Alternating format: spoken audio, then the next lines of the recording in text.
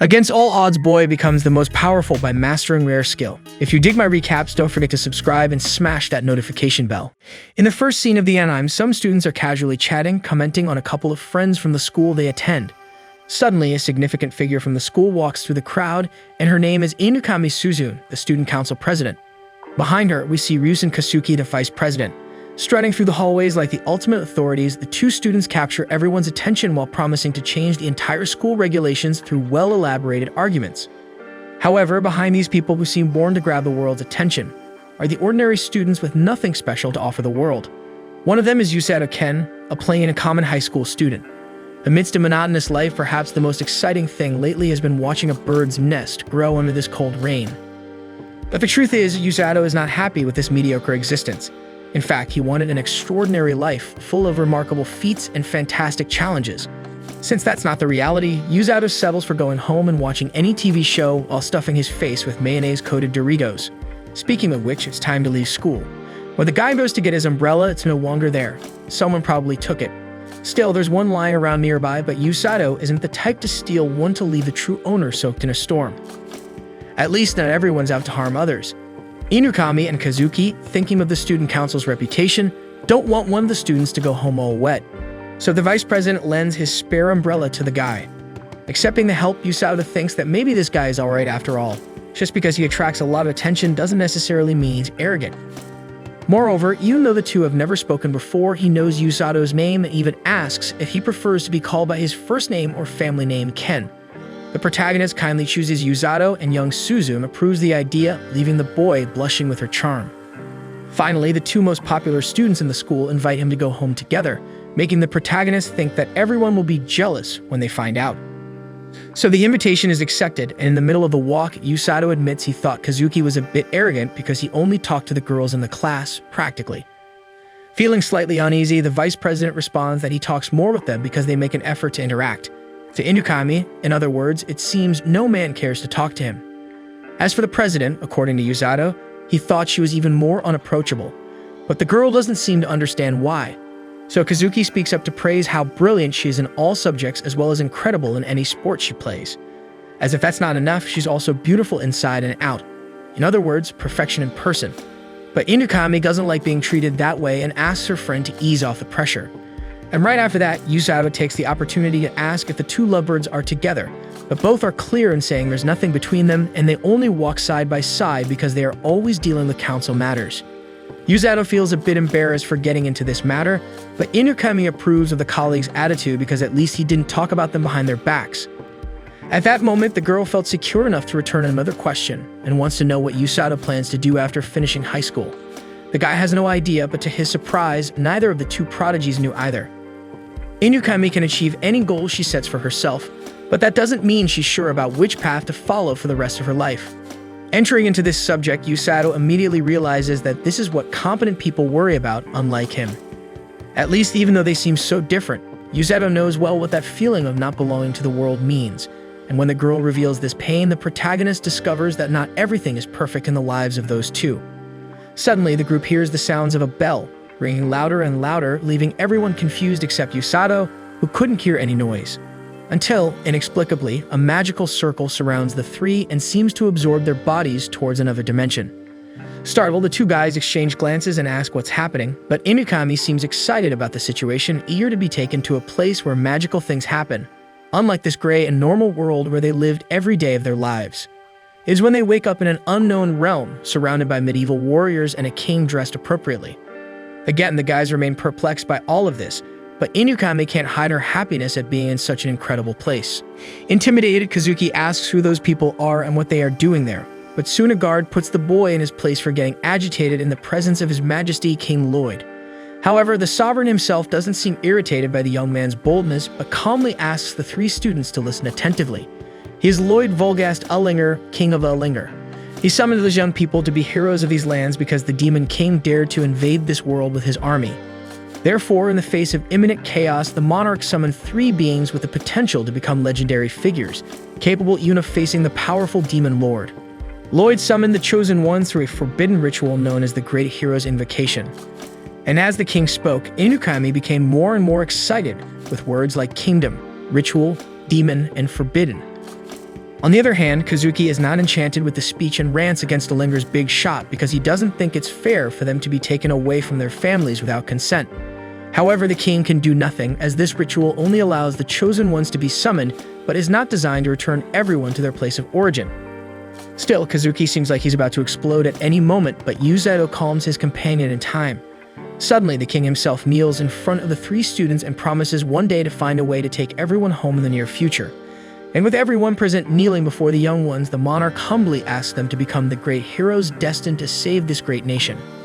And after this clemency, Inukami asks how Lloyd knows that the three of them were the great heroes, and in his place, a subordinate named Welsi informs that the magical circle of the great heroes invocation is designed to select only extremely talented individuals. The bells they heard moments before the invocation are the signal that they are great heroes. However, Usato did not hear these bells, so it seems the poor boy stumbled onto the ship. The king's assistant seems to ignore this, and then she displays a crystal ball to measure everyone's magical abilities. While Inukami continues to be amazed by absolutely everything that happens in that place, Kazuki asks the protagonist if he is not outraged by all this abuse. Despite everything, Usato is satisfied, happy to be treated on equal terms with the other two, even though he is not actually a great hero. As he knew he could use magic nonetheless, he feels honored to be able to do something important instead of staying in mediocrity. Surprisingly, the vice president of the student council praises the companion's attitude, but surely neither of them is as excited as Inukami. After all, the girl is acting as if she had eaten a mushroom from Wonderland. And as she was already in front of the crystal ball, adoring the artifact with incomparable passion, Welsi invites the girl to be the first to put her hand on the ball. Soon, the magical object reveals that Inukami Suzune has an affinity for thunder magic. In addition, it was identified that she has a lot of mana in her body. So the second one to take the test is Ryusen Kazuki, and the guy activates the light magic color. However, before the person in charge explains what that means, the council president interrupts and fantasizes that her vice will be able to shoot laser beams from his eyes and wield magical swords made of light. Upon hearing that nonsense, Usato warns that the vice president didn't understand a thing she's saying, making the girl turn to him with a somewhat annoyed vibe and comment on how sharp the tongue of this cheeky young man is. But at the same time, she changes her attitude and admits she likes this blunt way of the protagonist. That said, the perfect image Usato had of his crush goes completely down the drain. Anyway, Welsi explains that light magic is very rare and its primary function is to dispel evil, with its power being unmatched against demons. Finally, Usato Ken gets ready to lay hands on the ball, and before rubbing his fingers on the magic artifact, he wonders if he really has any talent of that kind. And if he does, he commits to helping his new companions in the mission they were summoned to fulfill. With this courage, he reveals a beautiful green in the crystal ball, and despite this color bringing feelings of peace, harmony, and tranquility, Welsi seems to express the opposite of these emotions. Terrified, she grabs the guy by the arm and drags him back to the king. In front of the throne, she quickly explains that the test was successful with the two chosen ones, but when she was about to mention the third young man, the king interrupts with a joke, guessing that Usato has an affinity for dark magic. At that moment, Welsi informs that he activated the green color in the crystal ball, and upon hearing this, the king frowns immediately and orders his subordinates to send Usato away from the castle as quickly as possible. The guy is left baffled while everyone discusses what to do with him until the boy asks if there's anyone else with the same affinity. Before answering, the king starts to tremble, and nervously to the teeth, he reveals that there is one more person who awakened the green color. And at that moment, an imposing woman invades the throne room, knocking down the gate and asking the king where the chosen ones are. She stops in front of Usato and asks if he is a great hero. The king tries to downplay the situation, saying that this kid is just an ordinary person they brought by mistake, but the woman seems to smell the green from afar. She introduces herself to Usato as Rose, captain of the kingdom's rescue team. And even though the boy thinks this woman looks more like the type to take lives than to save them, he would never say that out loud. Next, Welsi tells that the great heroes are in the crystal ballroom, and when Rosie starts walking towards the other two, Lloyd is relieved and promises to take care of Usato's situation later. In the meantime, he should stay lodged in one of the castle's rooms. However, before the captain of the rescue team leaves the room, Usato reminds that the king hasn't revealed what kind of magic he possesses, that green one. Hearing this, Rosie stops immediately and decides to borrow the boy. But the king doesn't seem willing to allow that to happen and orders Welsi to prevent the kidnapping. So she covers Usato with a bubble and isolates him at full speed through the window, trying to shake off Rose. However, she's faster and reaches her desired object, delivering such a heavy punch to the bubble that its remains are thrown several meters away. With that, Rose finally gets what she wants, and with Usato in her hands, she announces to King Lloyd that she will turn this goof into a responsible user of healing magic. After the departure of the rescue captain, Welchia tells the other two that their colleague was taken beyond the castle city and is in the hands of the Olinga rescue team captain. The kidnapper's name is Rose, one of the rare users with an affinity for healing magic.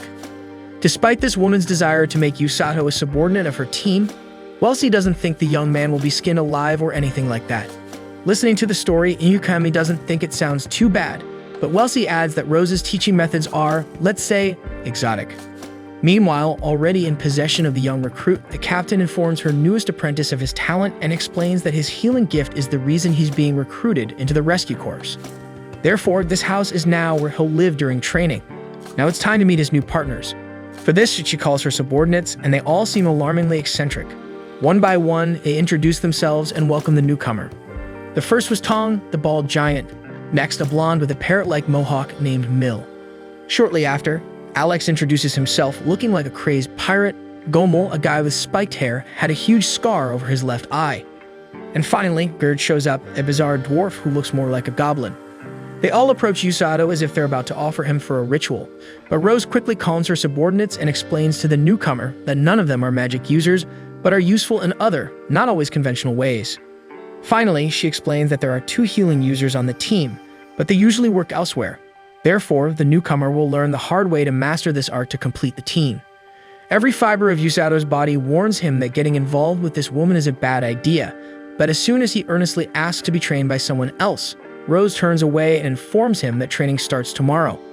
Then she orders Tong, the bald giant, to share the room with a new team member. And as soon as she leaves, the rescue partners warn in advance that the protagonist's life is going to be a nightmare, and that maybe hell itself is not enough for what the kid will go through at the hands of that crazy woman. Thus, bedtime arrives, and Usato wonders if he's doing the right thing but tries to stay positive.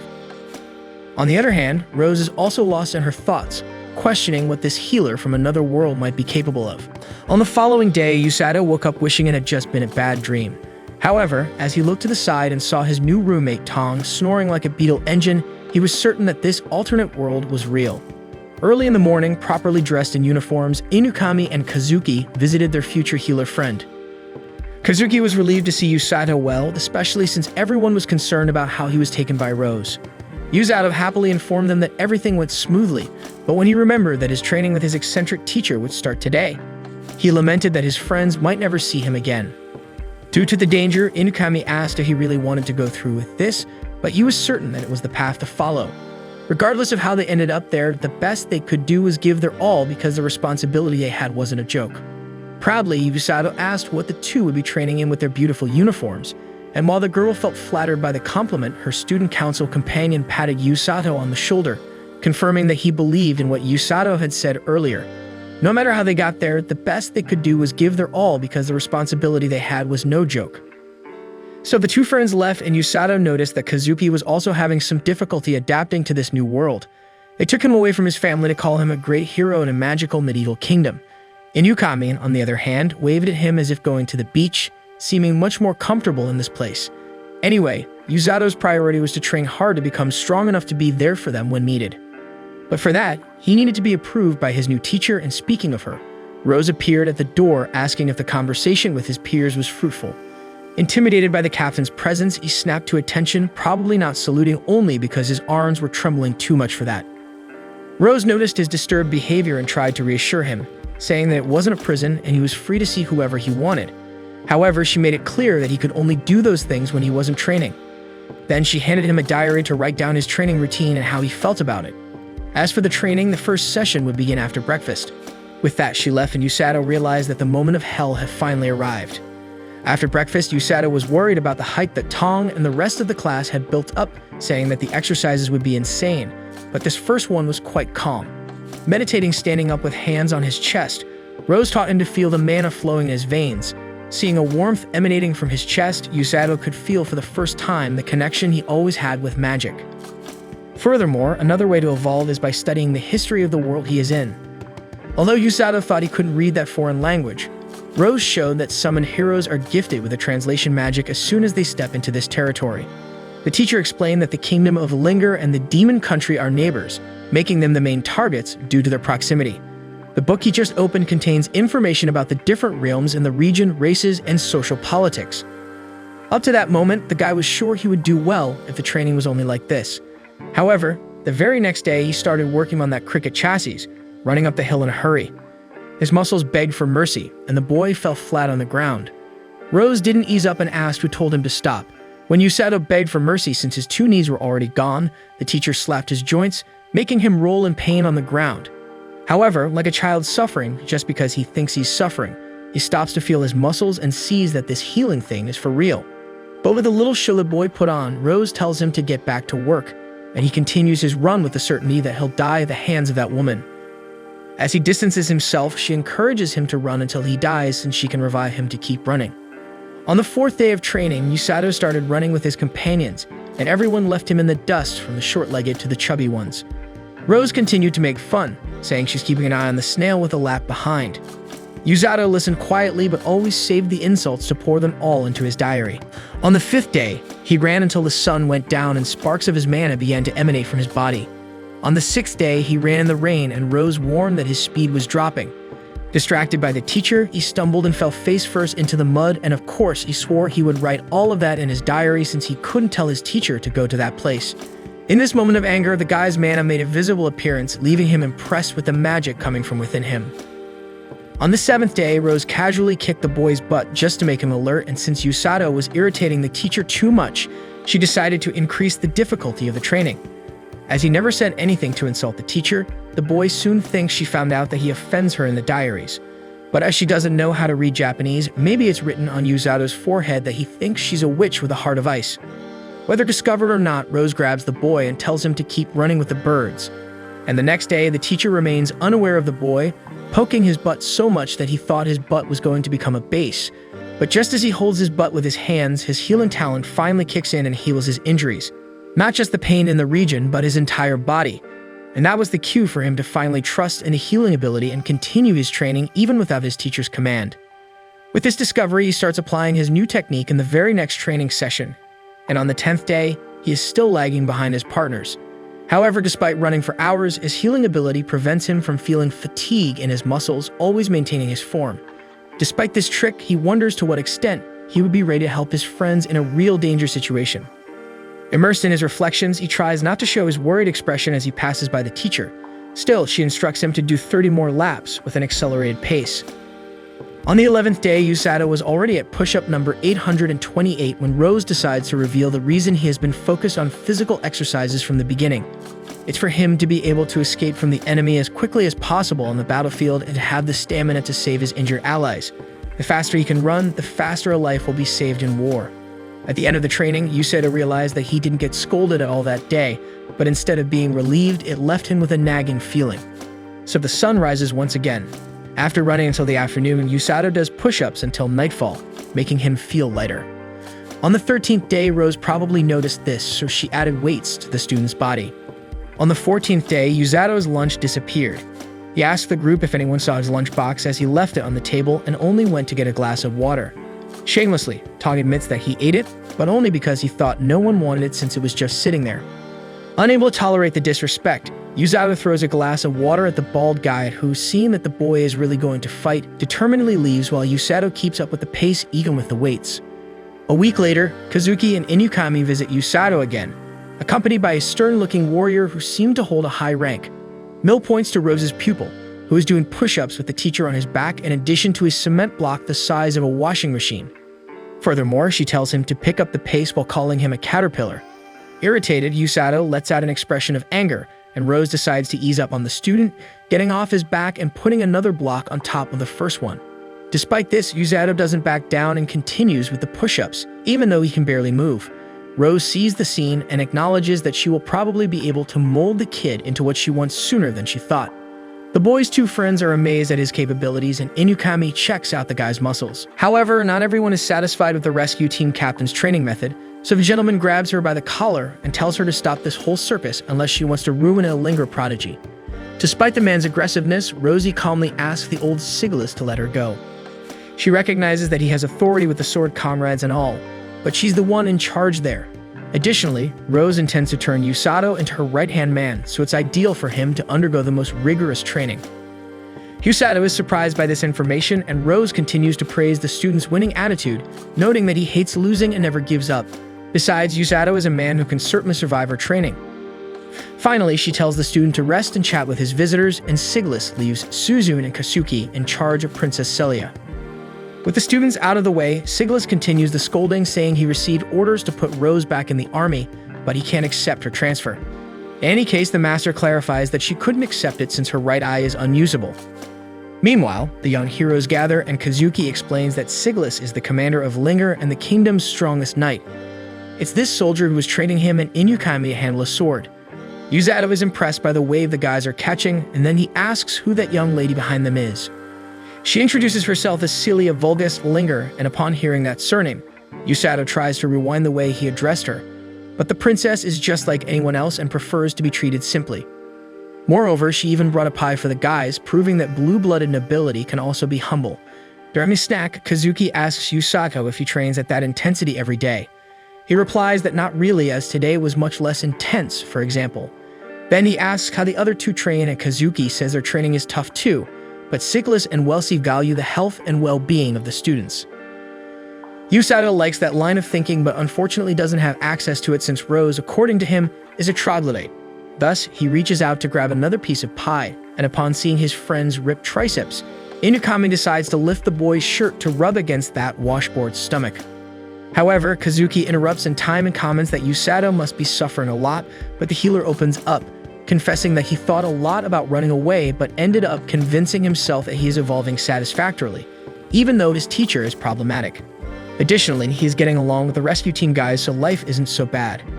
After all, he feels that one day his friends will become combat heroes and he will be in the rear, ready to ensure that no one gets hurt. After this brave speech, the repentant dog finally returns carrying a lunchbox for Usato. However, the boy doesn't like Tong's attitude, acting as if he's doing him a favor even after stealing his lunch. In turn, the big guy also finds the returning companion strange, and the two solve the problem in the most peaceful way possible. And with everything at peace, Inukami and Kazuki decide to return to their lives in the castle. But before leaving, the girl reflects on why the three of them were summoned together to this world, and even though she is not clear on why this is happening, she is certain that everyone will do their best for the kingdom of Linger. Later, Usato is relaxing in the bathtub, reflecting on how happy he was with the visit of his two friends, despite Inukami's somewhat intimidating demeanor. Nevertheless, she is right. His body has changed, he's faster, stronger, and his muscles regenerate even with this absurd training. As he vividly recalls, Rose taught that physical conditioning would be the salvation of wounded fighters, and their lives depend on it. Due to all this pressure, Usato is unsure if he can bear the responsibility. After all, he may have strength and muscles, but the mind needs to develop at the same pace as war demands that maturity. Thus, another day dawns, and early in the morning, Rose throws Usato's stuff on him and informs that they need to leave. The companions are excited about the journey, even though the young man himself doesn't know what's going on. At the kingdom gates, Rose intimidates the young Thomas with her desire to show the outside world to her pupil. Without hesitation, the guard fulfills the woman's wish and opens the gates. Thus, she takes her apprentice to a forest known as Linger's Darkness, famous for being full of monsters. Usato's mission is not to return until he has hunted a grand grizzly. Desperate, Usato argues that a blue grizzly becomes a grand grizzly after living for 100 years, and the book he read says that the blue is already quite dangerous. Still, even though he has gone through all this training without touching a weapon, Rose trusts her apprentice's talent to fight as much as to fly, so she throws her pupil into the infinite and beyond. As text falls from an endless height, Usato could already see his face in the headlines about how Captain Rose of the Linger rescue team threw a subordinate into the atmosphere. But the young man refuses to die and uses his healing ability to absorb the impact of the fall as soon as he reaches the ground. The weight was so absurd that a small crater opened in the ground where he fell. Then he sighs in relief and thanks the heavens for surviving it. Afterward, he stands up and remembers that he can only return after doing what Rose said, but speaking of which, the image of a grand grizzly comes to his mind, making the boy shudder. However, he shakes his head and composes himself, trying to convince himself that he can handle any 2-meter-tall bear, having survived hell already. But at that exact moment, the bear itself emerges from behind the boy, and he reacts in the exact way a normal person would, then runs desperately into the forest. Despite the animal being much larger than he thought, Usato still trusts his legs after so many days of intense training, so he tries to pick up the pace to outsmart the creature, but it still catches up to the healer. This makes Usato rethink his strategy, and remembering how he suffered at the hands of Captain Rose, he is now certain that this little bear is nothing compared to facing Rose during all these days. With that in mind, Usato Ken decides to break and confront the animal, challenging it to a one-on-one. However, two more blue grizzly have just arrived and started chasing the boy as well. This was the final warning the protagonist needed to really get out of there as fast as possible, and during his escape, he jumps into a massive waterfall to get rid of the pursuers. The bears are left behind and watch for a moment to see if they can spot their prey, but after a few seconds of frustration, they decide to leave. Meanwhile, Usato is returning to the shore after sinking deep due to the height of the fall. In the late afternoon, he rests while his clothes dry and he reviews his equipment, emergency rations, a canteen, and a knife. As he has nothing to light a fire, Usato thinks about how his teacher must be a monster to leave him without this equipment. As night falls, Usato decides to come up with a better strategy to hunt the bear, even without the certainty that he can really do it. Soon, he marks a tree to note the first day surviving in the forest and prepares to sleep. Hours later, the sun is back, so Usato marks the tree again and puts his new plan into action. The first step is to find out where the enemy lives. After ruling out some places, he arrives in a forest with scratch marks everywhere. Realizing this, he sees a bush behind him starting to shake, so Usato prepares his knife for the worst. However, it was just a small, injured rabbit hiding in the bush. As it comes out of hiding and exposes its injury to the healer, he heals the little creature's leg and continues his hunt for the grand grizzly, with the rabbit deciding to follow its healer. Worried about what could happen to the little one, Usato tries to scare it away, as chasing a giant bear is not the safest activity for a rabbit. Despite his efforts, Usato can't shoo it away, but soon discovers that the rabbit seems to respond to what he says, so he tries to find out through the bunny where the grand grizzly is. Then, following his new friend, he discovers the bear's den and realizes they are a family, recalling from a book that grizzlies usually roam in groups. The next day, another mark is made on the tree, and Usato decides to drink untreated water since he was really thirsty and had no other choice by this point. In the meantime, the rabbit appears again near the boy, and as they are forming a friendship, Usato takes the little one to observe the bears again. Returning to the den, he sees no change in the location since yesterday, and he even starts to feel sympathy for the blue grizzly. This feeling, combined with the fact that he made friends with the rabbit, makes Usato realize that he's happy despite everything. But not everything is rosy, and as another day passes, the guy has a huge stomachache from drinking untreated water, and even his healing can't completely stop the pain. However, at that moment, his friend appears again and takes the human buddy to a clean water source, and Usato feels very grateful. Despite this, the rabbit becomes tense for some reason and climbs a tree to protect itself, as it didn't show this much fear even for the grand grizzly. Usato tries to imagine what kind of creature could evoke such fear in a little animal. Then a giant snake appears crawling through the forest, and Usato almost loses his breath, trying to hold his breath as the monster passes by. Later, 4 days had passed since he met this snake, and Usato still had mustered the courage to face the grand grizzly. On the contrary, the more he observed the bear family, the warmer his heart felt. However, he could only return after completing his goal, so something needed to be done. For this reason, he decides to prepare to defeat the grizzly the next day. But when the time comes, the rabbit does everything to prevent the healer from going on the hunt. Usato understands that the rabbit only wants to leave after the rain, so he agrees to wait until it passes. Sometime later, the sun clears up again and Usato goes for the battle, this time making it clear that he doesn't want to hear the rabbit convincing him not to do it since he needs to complete this mission to go home. Therefore, he goes to the bear's dwelling, but as soon as he arrives, he sees all of them lying on the ground lifeless, and Usato knows that Rose will end him for letting his prey be killed by another aggressor. Examining the injuries of the grizzly family, the healer suspects that the giant snake caused it, and for fun, moreover, as it did meet the prey. During this analysis, the surviving grizzly cub emerges from the hiding place where it was sleeping, and its relatives lie lifeless before its eyes. Usato's blood boils at this horrific scene, and aware that he cannot let all his efforts so far be in vain, he decides to avenge the bears. Meanwhile, the healer's friends are searching for him, and upon arriving at the boy's house, Tong explains that he left for training in a forest 10 days ago and has not returned. Inukami and Kazuki think this training is a bit excessive, but all the guys in the house can say is to ask them to wait for Rose to arrive, considering that she calls the shots around there. On the way back home, Inukami comments that the vice of the council gets very worked up when it comes to Usato. Kazuki asks if she's not worried about this situation, but the girl believes strongly in Usato's abilities in addition to having faith that the decisions made by Mistress Rose are always seeking the best for her pupil. This conversation affects the young man a bit, but he acknowledges to himself that he also believes in his friend's strength. Meanwhile, Usato is preparing for a deadly duel against the venomous creature. He eats, sharpens a combat spear made of wood, and stretches his body to achieve his best form. Having done this, he asks the rabbit to guide him to the enemy. Upon arriving, the little rabbit must flee to avoid getting involved in the problem. After a long journey, they finally reach the monster, which is about to devour the last member of the grizzly family. Usato sees its immense size and feels terrible fear, but as a student of Professor Rose, he knows that nothing in this world can be more frightening than this, so he advances on the opponent. During the assault, the snake tries to swallow the human, but as soon as he dodges, he manages to pierce the animal's eye with his spear. The snake cries blood and strikes the boy with its tail, who uses his healing to mitigate the impact. However, this does not shake the protagonist, who now has the advantage of the blind spot on the enemy's right side, so he tries to concentrate his attacks there. However, the snake itself lures the target to its blind side and manages to bite his arm. Despite this, Usato was holding his knife with that hand, so he uses his healing to numb the arm and force the blade into the creature's mouth. Despite this, the snake's venom had already spread throughout the protagonist's body, and his vision begins to blur in front of this monstrous enemy. However, the stomach pain he had after drinking untreated water turned out to be quite useful for this occasion, since the healing procedures for both cases are very similar. All Usato needs to do is direct his healing from the inside out instead of the other way around. So he applies this method and returns to the fight after dispelling the venom. When the snake was about to hit the boy again with its long tail, a blue grizzly cub holds the blow and allows the human to pass. Then, Usato climbs onto the enemy's head and delivers a punch so strong that it hits the snake's skull and makes it fall.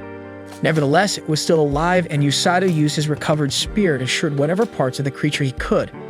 After several consecutive attacks, the beast finally stops thrashing. Exhausted but victorious, Usato receives the affection of the blue grizzly cub once his family's revenge is consummated. Usato would love to heal the bear at that moment, but dispelling its venom costs so much mana that he would need time to recover since he couldn't even move properly. And it was at that exact moment that the giant snake rises once again. Overwhelmed by despair, Usato curses his teacher as a wild ogre for putting him in this predicament, and while the bear cub tries to get the boy out of there, the snake makes its final strike to end the story. But before it can devour its victim, Rose appears, crushing the beast's head and destroying it once and for all. Startled and relieved, Usato asks what his teacher is doing there, and she informs him that her pet, Kukuru, warned her of the danger as he was assigned to watch over her student. Then, Usato recalls that the rabbit appeared injured, but Rose explains that Kukuru pretended to be hurt just to gain the pupil's trust. In fact, Rose was prepared to intervene at any moment if things got too big. Afterward, she explains that this snake is one of the many creatures created by the Demon King, and since Sigilus couldn't defeat all of them in the last invasion, this creature probably escaped the forest. As for the Grand Grizzly, Rose didn't imagine it would be killed this way, considering that not even an entire elite troop would be able to take down that bear. Knowing this, Usato asks how the heck the teacher thought he could face something like that, and she confesses that she didn't expect him to win the battle, but just to gain experience facing a creature much stronger than him. Moreover, Usato's mission became quite interesting, so curious, Rose let things unfold. Usato gets nervous about his tutor's negligence because he could very well have died in that battle, and the grizzly cub steals the boy's pains and growls at Rose. She comments that the little bear really developed an affection for him after everything that happened, and when the animal starts playing with Usato, she notices how much she and Usato are alike. For this reason, she orders the grizzly to accompany the boy and carry him back home. But instead of the bear carrying Usato, she lifts everyone with one arm while commenting that she heard Usato calling her a wild ogre. So she warns the boy that he won't be sleeping tonight. Later, Rose asserts that her pupil passed this test with flying colors. In other words, he is qualified to stand by her side on the battlefield. And even though he hasn't mastered the basics, he already has everything he needs, such as a body capable of enduring pain, excellent physical fitness, and a strong mental state. The other healing users are now on the same level as Usato, so he should be proud to be at this level. Moreover, he should maintain this momentum in training because the demonic army is about to attack. Meanwhile, Amila Vergrit, the commander of the Third Army, asks a subordinate how the preparations for the attack on the kingdom of Linger are going, and the wound responds that the troops are ready to march when the order is given. Usato and Rose will be part of the vanguard responsible for healing wounded allies during the conflict. The protagonist questions other magic users like Tong and the other guys because he doesn't understand why only he and his master are going to the front lines. Rose explains that there are two other healing users, but they have different roles in the conflict. So it will truly be only master and apprentice dealing with the battalions. But regardless, even though Rose trusts the kid to this extent, she clarifies to him that his determination still needs to be solidified. Meanwhile, the Demon King grants leadership of the attack to Amira Vergret, stating that a fight to the death is unnecessary. However, since the enemies escaped once before, the Sovereign wishes for the leader to be quite decisive in this attack. As Amira never hesitated, the king praises her subordinate's serious attitude. Right after leaving the throne room, a demon mocks the commander, claiming she was nervous in front of the king. She responds that the monster doctor should focus more on his own work, given his ample free time. However, he doesn't like being called by that nickname, as he proudly goes by the beautiful name of Hiriluk, according to himself. Nevertheless, he asserts that his work is going well, having just invented a new demon-created monster prototype, and immediately calls the commander to take a look. The creature is highly venomous and has a giant body with sharp claws. He names this project Demon-Made Monster Prototype 72, Baljanak. Despite Hiriluk's excitement, Amira reminds him that the 71st prototype had the same name and disappeared during the last attack on Linger. Hiriluk admits that his last project went down the drain after being injured by the great warrior Sigilus, but he is sure that this current prototype is much stronger. Amira hopes so, as this time they will face bigger problems than in the last attack, considering that Linger will have the kidnappers, a tactical force focused on carrying the wounded to the rear before the enemy notices, minimizing casualties in battle. The leader of this healing squad is a woman who, besides having a giant ability in direct healing, also possesses absurd physical damage, becoming a very challenging opponent in battle. Since this healer has a personal issue with the Demon King, Amira intends to kill her with her own hands. But as she will be in command, Amira won't be able to be present on the front lines, so she will have the immortal Dark Mage, the Black Knight, for that. The next day, Usato wakes up feeling nostalgic, getting amused by Tong's familiar snoring. He gets up early and picks some fruits for his new pet bear. Behind him is the rabbit that tricked Usato Kukuru, and the protagonist makes a point of rubbing it in the small animal's face. However, as soon as he sees that cute puss in boots-like face, Usato melts for a while before regaining his composure. At that moment, Rose arrives when she hears him calling the bear Blurin and asks if that's the new friend's name. Usato replies that he took advantage of his species being blue grizzly and combined those two words, seeming very proud of the name he came up with. Anyway, Rose states that Blurin can stay but has been cataloged as crown property, meaning he will have to work for it. Right after, the bear gets to work, but not in the way Usato was probably imagining. Rose uses Blurin as a carrier to simulate a war rescue. Usato must pretend that his pet is a wounded ally in need of treatment, and with that, Rose sends her apprentice to run with Blurin on his back. Initially, Usato was comfortable with the weight control in his steps, not to waste energy since the creature on his back is heavy. However, Rose doesn't go easy on the boy, telling him to accelerate more and that his slowness could cause the death of other comrades who should have already been healed. On top of that, the master has Tong and Mill run after him while on the way as a simulation obstacle, making it even more challenging. An hour after escaping the first two, Gommel emerges from the ground with a wooden sword, trying to hit Usato, but the protagonist manages to evade the blows. Next, Alec throws balloons with an extremely foul content at the healer, and after 3 hours of running on the mission, Gerd tries to knock Usato down with several logs rolling down the hill. An hour later, even Kuduru becomes an obstacle, and after jumping over the rabbit, Usato feels that he can't continue anymore, so he lies down on the ground exhausted. Rose then approaches and assesses that this is the healer's physical endurance at the moment. She teaches that humans tend to feel fatigued due to nervousness, fear, or impatience, and that's why Usato quickly loses strength. Therefore, she restores the student's mana and advises him to strengthen his mind so as not to be left hanging due to a lack of mana in a war situation. Then she instructs Usato to run around the castle and the city again, this time with Blurin on his back. Soon he resumes his training with his friend, and the population seems very intrigued by the blue bear, as it is an uncommon and much feared species among forest adventurers. Until Blurin becomes enchanted with a market that sells those fruits he loved so much in the morning. Unfortunately, Usato had no money to buy one for his pet, but he asks the name of the food to find some later. The vendor informs him that this fruit is called Peffles and is a kingdom specialty. Next, Usato asks why everyone is okay with him carrying such a beast on his back, and the lady replies that the outfit he's wearing is a uniform that identifies him as a member of the rescue team, so the entire population is already aware of it. Compared to the ugliness of the rest of the team, Usato even becomes a relief for the eyes. With that, Usato says goodbye, and the old lady gives a Peffles to the bear as a symbol of friendship. The duo is very grateful and leaves, and soon after, a little girl named Amako arrives, asking if that guy is from the rescue team. The lady confirms it, asking the reason for the girl's curiosity, but she replies that it's nothing. Usato and Blurin continue their training until the boy decided to visit his friends, since he was close to them. However, he wasn't sure if he could enter the castle carrying a huge blue bear, so he kept running, just in anticipation. In the meantime, a man spotted the duo and tried to catch up with them in the race. However, Usato was too fast and left the young man eating dust until he fell to the ground, his sound catching the protagonist's attention.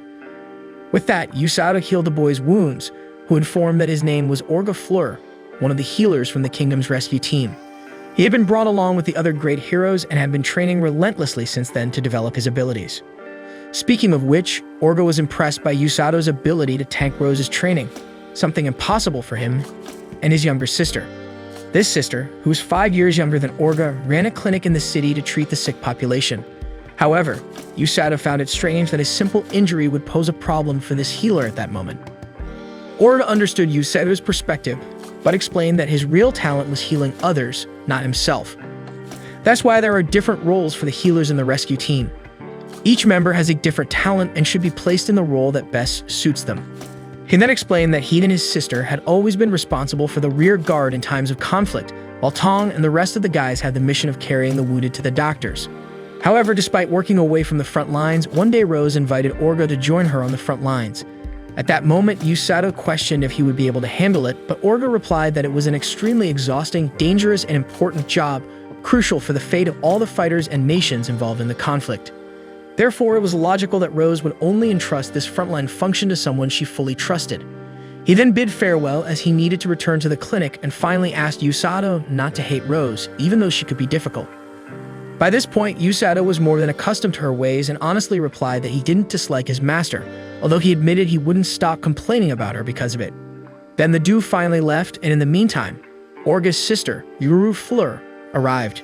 She arrived scolding her brother for walking alone and how dangerous it was. Orga replied that he wasn't that weak, and then revealed that Yuru was about to meet someone quite interesting. Sometime later, Usato arrived at the castle gates and discovered that he could enter with Blurin, as Rose had made sure that could happen. This information from the guard made Usato realize that his master indeed had a lot of influence in the kingdom. Upon arriving in the courtyard, he found his friends training with swords, and Inukami was eager to meet the cute blue bear he was carrying. The two sat together, and the healer explained the difficulties and epic adventures he had faced to befriend this blue grizzly cub, but the girl wasn't paying attention to anything. All she wanted was to pet that cute creature. As she was a hero from Linger, Inukami was sure that animals loved her. However, as soon as she tried to touch the bear, he slapped her hand away. Usato tried to justify that Blurin was shy, so the girl shouldn't be frustrated about not being able to pet him. But she didn't admit embarrassment and claimed she was just enjoying petting his paw.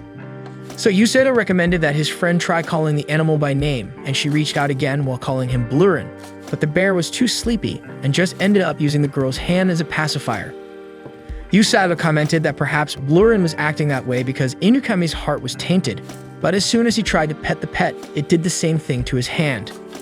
Next, Inukami took the opportunity to say that sword training was becoming increasingly intense, showing her hands full of calluses from wielding the weapon.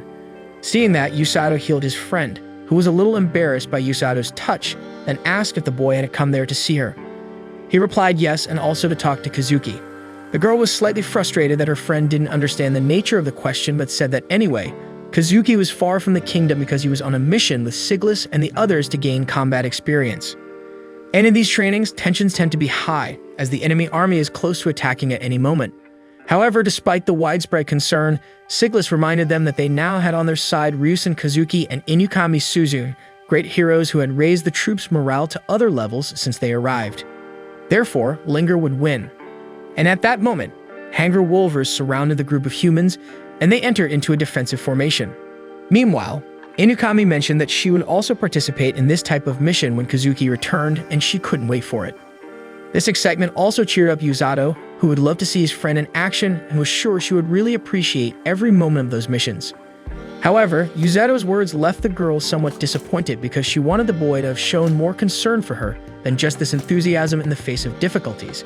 But Usato explained that of course he cared, but he believed his friend could overcome it without any problems. After that, Usato said goodbye, and on the way back, he reflected on how the preparations for war were becoming increasingly intense, and he was feeling the impact of it more directly as even he and his friends were going through war simulations. However, despite everything, Usato felt that in this world he could really make a difference, unlike the previous world where he had no hope of ever being important to anyone or doing something that would really change the course of things. Therefore, this is the chance to show his worth, so he promised that he wouldn't let his friends fall on the battlefield. A few hours later, after a long day of training, the dude returns home and Usato finds his mentor on the porch. She inquires about today's training and he asserts that he's adapting. Then he confesses that he has often considered giving up on the front line due to occasional fear. However, a newfound emotion today has changed the way he sees things. Now he feels stronger to face enemies. After all, even though he can't fight, fulfilling his determination to heal an ally is as crucial as eliminating an enemy. Always keeping his friends in mind, he believes his fear has been overcome, and it's time to focus on this war. Rose then clenches the student's fist over his chest, like a traditional healer's oath. She instructs Usato to knock out allies who want to sacrifice themselves to heal others before returning to combat and saving the lives of those on the brink of death. This is the duty of a healer. It was in this moment that Usato felt like a part of the rescue team for the first time. Meanwhile, Rose looks back, knowing the rest of the team would be witnessing this moment through the window. The next morning, Rose tosses Usato's belongings onto him because she received a message from the king stating that he wants Usato to participate in the training of the great heroine Inukami Suzune. So the protagonist and his tutor hit the road, and as always, Usato carries his friend Blurin. He asks Rose why they're heading to Inukami training, wondering if it's because Sigillus and Kazuki are busy with another mission. She explains that the same request was made for great hero Kazuki's training, but she declined because Usato had just returned from the forest. However, King Lloyd made another request, and Rose decided to accept it since Usato was designated as their emergency healer. Initially, the healer must fulfill his role for 3 days and 3 nights. Upon arrival, Inukami is happy with the arrival of her friend and his beloved blue bear, thinking that Usato brought Blurin to bring them closer. However, he explains that in fact, the grizzly has not yet gotten used to anyone else besides him, so he needs to carry the animal wherever he goes. Inukami criticizes the indifferent tone in her comrade's response but lets it pass and soon introduces 2 other group members who will accompany this training: Aruku the knight and Karin the mage. The newest members greet the healer and Usato asks the knight if they've met somewhere before. Aruku responds that he occasionally works as a castle gate guard, prompting Usato to remember instantly. But before departure, Rose draws the attention of great heroine Suzune and warns that Usato's healing magic is not omnipotent. While poisons and injuries can be healed, it's not possible to heal a dead combatant. Therefore, Inukami shouldn't overestimate the healing power and should do her best to avoid life or death situations. But since she trained with Sigillus, Rose assumes that the girl will handle most cases well. Thus, Inukami Suzune nods in agreement to the healing teacher's advice. Later, Rose turns to her pupil and asserts that she has nothing to say to him.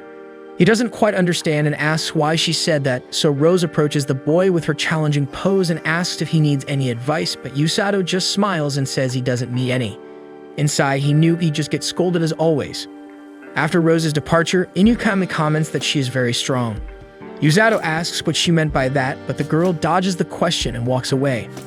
Meanwhile, Kazuki is back from his last mission and continues practicing with his wooden sword. Princess Celia sees this and becomes worried about the knight as he should be recovering from such intense combat simulation. However, the young man explains that he had a whole night of rest and is doing fine. So the girl feels embarrassed and leaves, telling him to take care of himself. Back with Usato's group, Inukami is telling him that Kazuki returned exhausted from the battle because he defeated many monsters in the plains near a forest called Darkness of Ellinger, and that's where they're heading now. Upon hearing the place's name, Usato looks at his bear and remembers when Blurin lost his entire family there, wondering if he would still feel nostalgic stepping into that forest again. And speaking of the bear, Inukami takes advantage of him sleeping and tries to pet the defenseless animal, but Usato stops her, slapping her hand each time. She asks why he's doing that, and Usato returns the same question, wondering why the girl suddenly decided to act crazy. But soon after, Blurin wakes up and Usato is relieved that the bear can walk on his own feet, although he's quite wobbly. Therefore, Inukami sees a great opportunity to offer her back to the creature, and even though Usato doesn't think it's a good idea, the lazy grizzly doesn't hesitate to climb onto the great heroine's back. She feels his fluffy body and his comfortable warmth, but carrying that immense weight is another story, and that's exactly what causes Inukami to collapse with Blurin on top of her. After that, Usato had to use his first healing magic even before any combat, and speaking of fighting, Mage Korin identifies several creatures a little ahead. Aruku takes the lead and warns everyone to be alert, and the knight's loud voice makes the bandits realize they've been discovered. Their intention was to ambush the kingdom's group after surrounding them, but the plan fails and they decide to show up. Seeing those royal knight uniforms, the thieves eye the Usato team greedily, demanding they hand over everything of value since they outnumber them. Despite the threatening situation, Inukami seems excited to see real bandits for the first time, and shortly after, Lurin shows up, making the assailants lose their bravado instantly because blue grizzlies are known as fierce and powerful beasts. However, the wrongdoers take a closer look and realize it's just a cub, so they decide to capture the animal and sell its hide. That's the last straw for Inukami, who unleashes a lightning bolt on one of the enemies, rendering him unconscious. Usato praises the skill the girl has learned and tells her to go all out against the bandits because in the worst-case scenario, he'll be there to heal anyone who gets hurt. But it's the thieves who strike first, taking advantage of the distraction to advance together, only for the great heroine to knock them all down with the same shock ability, leaving only the faction leader standing, who is controlled by Aruku. However, the problems continue when Korn identifies another hostile signal approaching rapidly, and its enraged fall boars charging towards them. Aruku wonders how this is possible since this type of creature usually lives much deeper in the forest.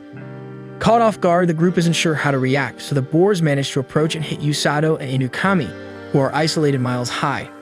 Usato uses his healing power to prevent the worst during the fall, but the situation gets even worse when the two land in a rushing river. The girl is conscious but quite weakened, so Usato tries to deal with the situation while holding his friend so she doesn't drown. Looking around, he realizes this is the same place where he jumped when he was fleeing from the grizzly's family, so he remembers that there was another waterfall ahead. For this reason, he tells Inukami to hold her breath because the fall is going to be big. Shortly after, it's time for the girl to return the favor and carry Usato to the shore because the fall seemed to have injured the healer. Despite this, he reveals that he was just resting on her shoulder after the fall, so the knight throws him back to the ground. Then he heals the wounds on his partner's face. Looking around, he's surprised to find himself back in the same place where his master sent him on his first mission. He warns Inukami that there are much stronger creatures around than those wild boars. Analyzing their supplies, Usato laments that they don't have enough food for even a single day. The girl is worried about the danger of the forest and suggests leaving the area. However, Usato points out that the sky is darkening and it's better to find shelter right there because going into the woods again can be very risky in these conditions. So he suggests they do the same thing he did last time, which was to sleep high up in a tree. Inukami mentions that she would love to, but she has never been allowed to climb a tree, so she doesn't know how. Usato wonders if the girl comes from one of those wealthy families that spoil their children. Nevertheless, he finds a cave that could shelter them for the night, so she wouldn't have to risk climbing. Next, they change clothes and Inukami uses a brilliant strategy to electrocute the water, killing the fish and making them float to the surface. With dinner secured, all they need to do is light a fire and fry everything. And that's not a problem for the electrical powers of the great heroine. She sets fire to the wood and Usato is moved to tears witnessing all these miracles. Soon they are skewering the fish over the fire and Usato is shirtless facing the flames. Inukami occasionally glances at the healer's well-built physique but tries to disguise it as much as possible. At that moment, she sees some red eyes in the darkness, but they turn out to be venom monkeys in their natural habitat. Usato knows the name of these animals because he read about them in a book once, and despite not being violent, he warns Inukami not to touch the monkeys as they are poisonous. Instead, she insists on approaching one of the creatures, saying that her heart would be poisoned if she didn't pet one of these cuties. The problem is that the rest of her body gets poisoned when the monkey bites her finger, causing her to faint and leaving Usato desperate to help. Meanwhile, Kazuki is informed by the king that his friends are missing because they had contact with an unexpected group of monsters and Suzune and Usato were separated from the rest of the group. Lloyd wasn't sure if he should tell Kazuki, but Celia insisted that the king shouldn't hide anything from the great heroes. So the sovereign informs that a rescue team is being prepared and will depart in the morning, but Kazuki thinks it might be too late and rushes to leave ahead.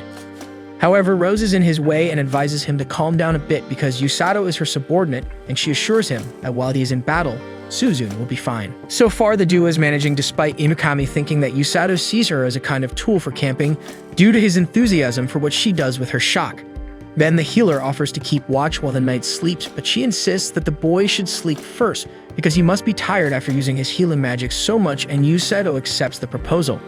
Shortly afterward, before the healer falls asleep, Inukami is distressed about something and decides to confide in her friend. She asks him how he felt when he arrived in this world and if he ever feels like going back. Usato finds this question challenging because he wants to but, at the same time, doesn't want to. The royal medic clarifies that she doesn't plan to return to the original world, and Usato assumes she prefers this one to the old one. Inukami agrees and adds that she wants to leave her old self behind and doesn't feel attached to anything that would make her want to go back. Therefore, she intends to leave her family and friends behind to stay in this place because she always dreamed of breaking free from her chains. and in this current universe, she feels capable of doing everything she couldn't before. The girl thought her friend would criticize her for thinking this way, but he confesses that he has always wanted the same thing. When he arrived, Usato was just trying not to hinder Inukami and Kazuki. Over time, he established himself as a key member of the rescue team and realized that he was a crucial piece in protecting friends and the kingdom as a whole.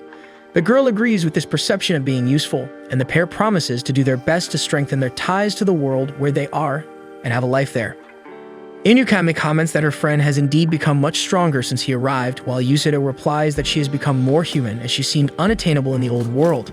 The girl doesn't like this comment, but she quickly states that it's okay if he couldn't get close back then because now they have a much closer relationship, just as she would like. This statement leaves Usato embarrassed to the point of announcing that he would go to sleep abruptly. Inukami noticed that he was embarrassed, but it seems like that was her intention all along. So she thanks her friend for the conversation and wishes him a good night. The next morning, the healer is trying to return through the path he remembers from his last passage through the darkness of Linger, and both are aware that they must be cautious of potential threats. At the same moment, red eyes shine in a nearby bush, but instead of an enemy, it's Blurin, who jumps onto his owner and licks his face with joy. Behind the bear, there was Ekuru, exhausted from searching for the lost companions. A little later, the knight explains that Blurin ran out of nowhere at some point during the search, and in the end, he found Usato by smelling his owner's scent. Then, Blurin sniffs his old home, where his family was killed by that giant snake. However, after a brief period of lamentation, the bear turns to Usato again and stands tall. Inukami interprets that the blue grizzly has decided to spend his life with his new friend Usato, and with everyone together, the team heads back to the castle. Arriving there, the king apologizes for involving the young ones in this complicated situation, especially because of Usato, whom Lloyd understands is not a great hero and therefore should not be facing a mission of this intensity. However, Usato claims to have already become accustomed to challenges of this magnitude, which leaves the king confused, as the plan was always to let the healer train peacefully without being exposed to great dangers. To try to justify his master's disobedience, Usato lies that in his old world he was always completing tasks similar to this, hence his experience. By the way, Lloyd asks how the rescue team training is going, and not knowing what to say, the healer lets out a forced laugh and asserts that everything's going very well. With that, Rose looks at the boy with an approving look, making Usato realize that strangely he said what she would have liked to hear. Then the king postpones Suzune's field training to another day and suggests that everyone rest for today. At this moment, a minister named Sergio releases the two newcomers and asks Rose and Siglas to stay. As they leave, Usato comments to his friend that he would like to know why the two masters had to stay there because that minister seemed worried when he requested that they stay. Jokingly, the healer suggests that he will be dismissed along with Inukami. That said, Kazuki and Celia come running, worried about the rumors that had spread in the kingdom that their friends had disappeared in the forest, including almost Kazuki went alone to rescue the two. With that, Inukami comments that the boy can be quite reckless sometimes, but Usato reminds her that the girl didn't show much difference when she touched those venomous monkeys in the cave. Later, the group gathers to talk more calmly, and Kazuki tells that Rose reassured him a lot, saying the conviction that everything would be fine because she trusts in the ability of her assistant Usato, who is capable of getting out of any kind of situation. Mocking the fact that the boy believes so easily in his master's words, Usato puts his hand on Kazuki's shoulder and asks him to remain pure and innocent the way he is, unlike having a rotten and venomous soul like him and Inukami. After that, the two groups separate again, and Celia comments to Kazuki how happy he seems with his friends, and the boy responds that it is because the three of them belong to the same world. This statement leaves Celia a little saddened to feel out of place, since she is from a different world than her new friend. Therefore, she asks to be part of this friendship between them, since Inukami herself already calls the princess only by her first name, and so she asks Kazuki to call her the same way. With that, albeit slightly confused, the great hero accepts it just fine. Meanwhile, in the throne room, King Lloyd and Minister Sergio tell their high-ranking military personnel that the incident with their subordinates may indicate that something more serious is happening, since the boars that appeared in those surroundings showed up there after fleeing from their natural region, and the sovereign believes that this happened because probably the Demon King's army is marching toward Linger. For this reason, Lloyd orders Siglas to put the troops on alert for any threat, while Sergio must mobilize all the other ministers. Lastly, the sovereign regrets having to ask something of this difficulty from the captain of the rescue team. But she already knew what she should do even before the monarch said it, which is to confirm the location of the Demon King's army, since she has the fastest legs in the kingdom. Immediately, the captain accepts the mission, but as she was heading out of the throne room, The king calls her back for one last request. Therefore, he approaches and asks if she could lead the troops once again. However, Rose remembers the trauma she suffered the last time she did this, where because of her, her men died in battle and she couldn't save them. The scar in her right eye does not let her forget this episode, being the painful physical reminder that it is no use for her to be skillful if she does not fulfill her duties as a leader. In fact, that's why Rose created the rescue team, so that her subordinates focus on saving their allies, not on battling on the front line. However, even though this healing unit has been providing tremendous service to the army for 2 years, Rose feels that her mission with the team is not over yet because her main plan is to develop an assistant who is simply unable to die in combat. Throughout this time, Rose saw an apprentice who met the 3 criteria she established so that she could feel this capacity in him: mastery of healing magic, the willpower to overcome human physical capacity, and tremendous mental vigor to withstand all the emotional strain of holding all this weight. And she sees Usato with his capacity as his determination above average and his refusal to lose are his best qualities. On the other hand, the newcomer is still easily influenced by circumstances, but still always demonstrating his challenging spirit. Finally, Rose confesses that Usato reminds her of that brilliant and daring boy who died in her arms. Therefore, perhaps it is the opportunity to repair that loss by bringing to the kingdom of Linger someone who is finally able to carry an entire army on his back with his healing abilities. Later, Usato receives a letter from Rose warning that there will be no training tomorrow because he will have to deliver this letter to the indicated address. Usato asks where the captain is, but Alec only knows that she won't show up for dinner tonight. Meanwhile, under a storm, the Demon King's army works tirelessly to build a bridge to cross safely. During the hard work, the commander of the 3rd Demon Army, Amira Vergret, asserts that her men are the spearhead of the Demon King, and that soon their sweat and blood will be rewarded. In the meantime, the Black Medic comments to Amira that she seems very enthusiastic, and that is very annoying. Amira is outraged by her subordinate's audacity, and he argues that in the 2nd Army, there was no such clowning around with moral support. With that, the commander gets all worked up and reminds the knight that he is now under her command and will do what she says. That said, the Black Knight storms off discontented. Next, Kyrillik approaches the leader and informs her that the bridge will probably be ready in a few hours, clearing the way for the invasion of the kingdom of Linger. However, one of the soldiers warns that an enemy scout is on the other side of the bank. Amira doesn't pay much attention to this because she believes the attack will already be underway before the scout can return. At that moment, the enemy hurls a lob that devastates the bridge under construction. This makes the commander pay more attention to who did it, and with a memory of Captain Linger who lost an eye in battle, Amira quickly realizes it was Rose, then screams in hatred against her rival. With that done, Rose runs back to the castle, convinced she gained a few days of advantage. The next day, Usato is looking for the address to deliver the letter and notices that he's getting a lot of attention from the city's inhabitants even without Blurin by his side. Apparently, the population finds it strange that this time the rescue team member is just walking instead of running like crazy as usual. Then he arrives at the specified location, and inside, a young girl tries to recognize the boy who was just sent by the known Captain Rose. Thinking for a moment, the girl's brother had mentioned that this rescue team member had a name that sounded like a rabbit or a raccoon. She couldn't remember. So the boy mentions that his name is Usato, and she points back at him as if that name was on the tip of her tongue. She introduces herself as Yururu Fleur, a modest 18-year-old girl. After stating her age, she asks about Usato's age, and he says he's 17. A little embarrassed, he asks if the girl is Orga Fleur's sister, a magic user he met the other day. The girl confirms, saying that this is the Fleur Clinic, which she runs with Orga. Speaking of him, the younger sister invites Usato to take a peek at the patient he's treating, and soon they see the healer treating a child. Usato notices that Orga's mana is more intense and fluid than his. With this power, the doctor heals the child, who points to the door out of curiosity about who those people are, and Orga discovers that Usato is around. Then the protagonist hands the letter to the Fleur siblings, and Yururu asks how the other guys from the rescue team are doing since she misses them, especially Alex cooking. She mentions that she used to be part of the team but couldn't maintain her training. While more talented than her brother, she had difficulty healing herself, a significant deficiency in the face of war. While Yururu and Usato were talking, Orga laments what was written in the letter he received. Yururu adds that she and her brother were enthusiastic at the beginning of the training, but over time, they couldn't keep up with the demanding pace and ended up being afraid of the teacher. However, it seems that Rose has been much happier lately. With this last statement, Usato assumes it's because she has a new punching bag all to herself.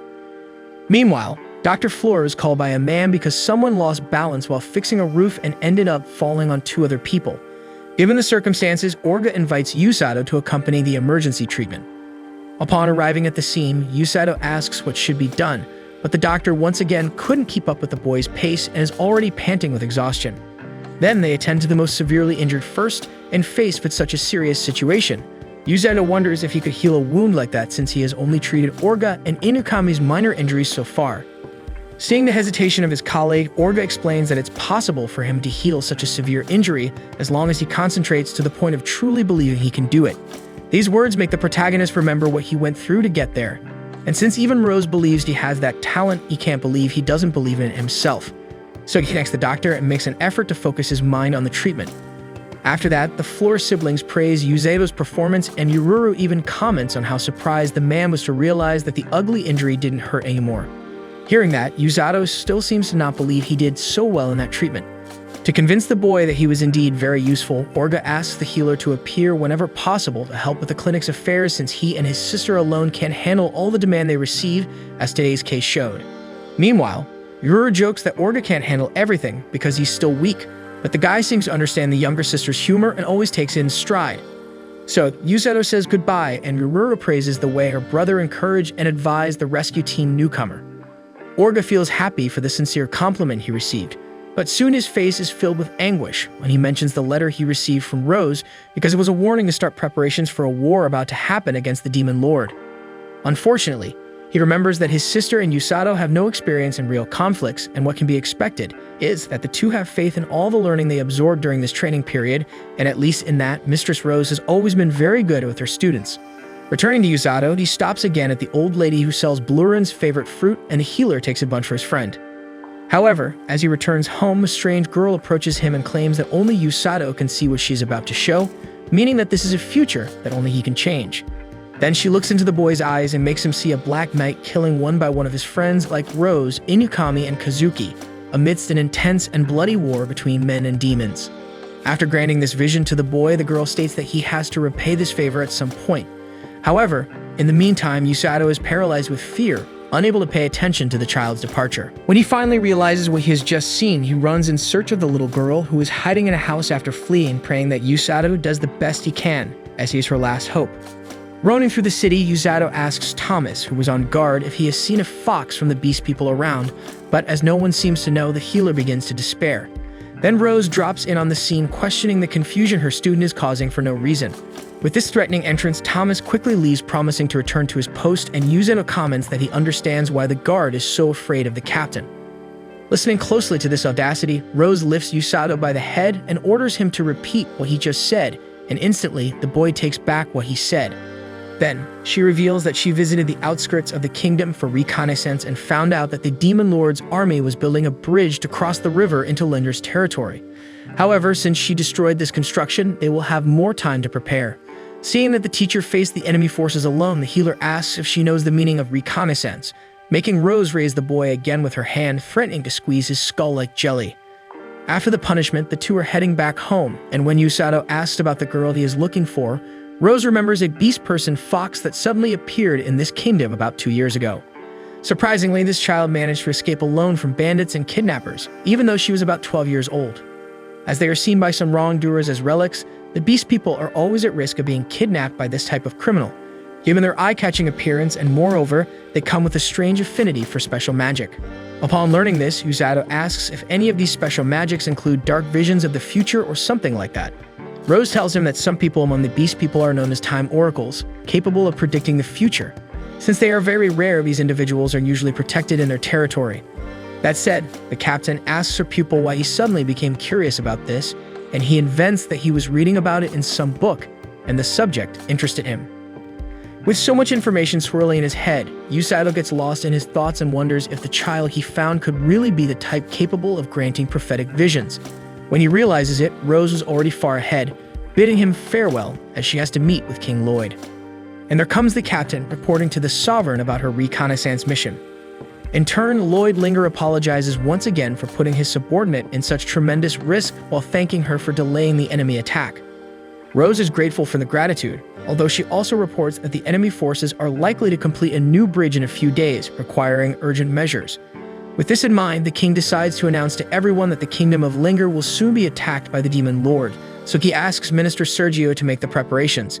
Sigilis, on the other hand, must summon Suzune and Kazuki so that the monarch can personally talk to them. On their way to the meeting, the great heroes discuss the agenda of this meeting and assume that the time for conflict has finally come. In the middle of the corridor, they encounter Celia, who strangely doesn't comment on anything other than saying that her father is waiting for them in the throne room. After losing sight of the noble, Inukami asks his friend if something happened between him and the princess, but the young man has no idea what could have left her like that. At that moment, the duo arrives for their commitment. Meanwhile, Usato is trying to sleep with Tom's beetle-like snores, but what really keeps him awake in the middle of the night are those dark visions from earlier. Remembering that the girl said that it was a future that only he can change, the healer has no idea where to start or what it all means, after all. In the meantime, 3 bright spheres appear at the boy's window, who sees Kazuki in his backyard when he goes to see what it is. Upon finding his friend, Kazuki reveals to Usato that the king warned about the imminent war against the forces of evil. As soon as he faced the sovereign, Kazuki already imagined that this would be the subject, so he wasn't surprised, but Inukami was strangely joyful about this news. On the other hand, the great hero has not been able to sleep since he realized that he will be on the front lines of a real conflict. That's why he appeared in his friend's backyard to confess that he is afraid of war, and even in training, when he faced those monsters, he felt terror. Seeing that kind of creature up close for the first time, the inexperienced warrior felt his legs freeze instantly, and even after the victory against the enemy beasts, he realized that until that moment he looked around his new reality and saw everything with childish optimism. Nevertheless, everyone in this kingdom puts all their expectations on him and Inukami, the so-called great heroes. But the truth is that Kazuki is afraid, very afraid. Listening carefully to every word, Usato replies that his friend is a handsome guy, and he believed that he would never feel insecure about anything in this world. However, the fact that Kazuki feels fear shows that the kingdom of Linger has created an image of a hero in him, placing an absurd weight on his shoulders. Despite this, Usato believes that sometimes it is necessary to put your feelings above everything else, so that you can be open about your fears and fight against them. Having said that, Kazuki returns the question to his friend about how he feels about the impending war. In turn, Usato calmly states that he will heal those who stand against the demon lord, and even though he is actually terrified, he promised himself that he will fulfill his role in battle.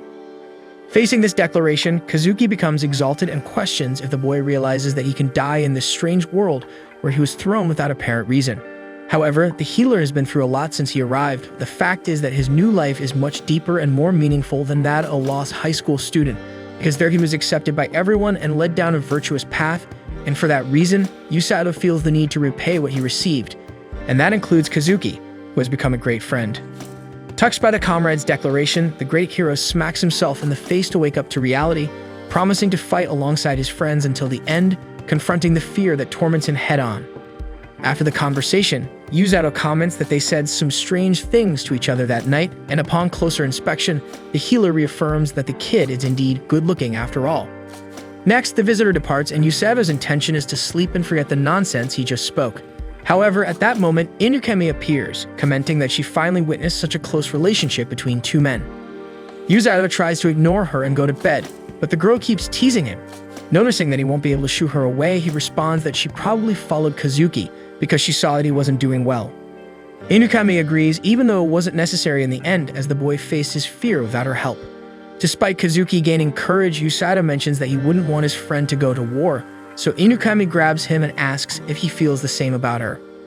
In response, the healer obviously wouldn't want any of his comrades in battle, but he emphasizes that Inukami is different from Kazuki because she always insisted on being in this world, unlike him. Agreeing once again, the great hero bids farewell and tells Usato to go to sleep soon, because tomorrow will be a busy day. As the morning arrives, the king announces to his troops that the demon lord is advancing towards the territory of Linger, and the enemy forces must be intercepted in the pastures, just like the brave warriors did 2 years ago, when they expelled the evil horde. Lloyd admits that the enemy has returned more powerful than in the past, but this time the kingdom has 2 great heroes by its side, Suzune and Kazuki, along with the enhanced rescue team, ready to heal the wounded in battle. Lloyd acknowledges that some may be afraid, and they have reason to be, but he wants these people to know that Linger will emerge victorious in this war, no matter what happens. Finally, the king announces that the troops will depart tomorrow for victory. After the royal declaration, Kazuki visits Celia, who is happy for the company of her friend but fears for his life in the impending conflict. The warrior informs her that he will leave tomorrow, and the princess can't help but shed tears, but she swallows her sorrow and wishes the knight success on his journey. In response, Kazuki promises to drive the forces of evil away and bids farewell to his friend. In the late afternoon, the Fleur siblings were preparing for the next day with the rescue team, and Yururu was getting to know Blurrin. Like everyone else, she is eager to pet the creature, and Usato is okay with that, but he's not sure if the bear will allow it. As expected, the girl tries to touch the beast, who slaps her hand away with each attempt. Orga is almost being crushed by luggage, so Usato lends a hand. Afterward, Usato praises the joy of the guy's sister in this difficult moment, but he states that she's actually nervous, just finding a distraction to keep anxiety at bay and not lose her head. After all, this is also her first war. At this moment, Tong informs Usato that the captain wants him in her room.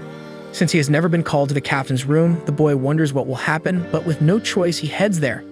Once there, Rose informs him that the healers will not be placed at the front lines at the beginning of the conflict.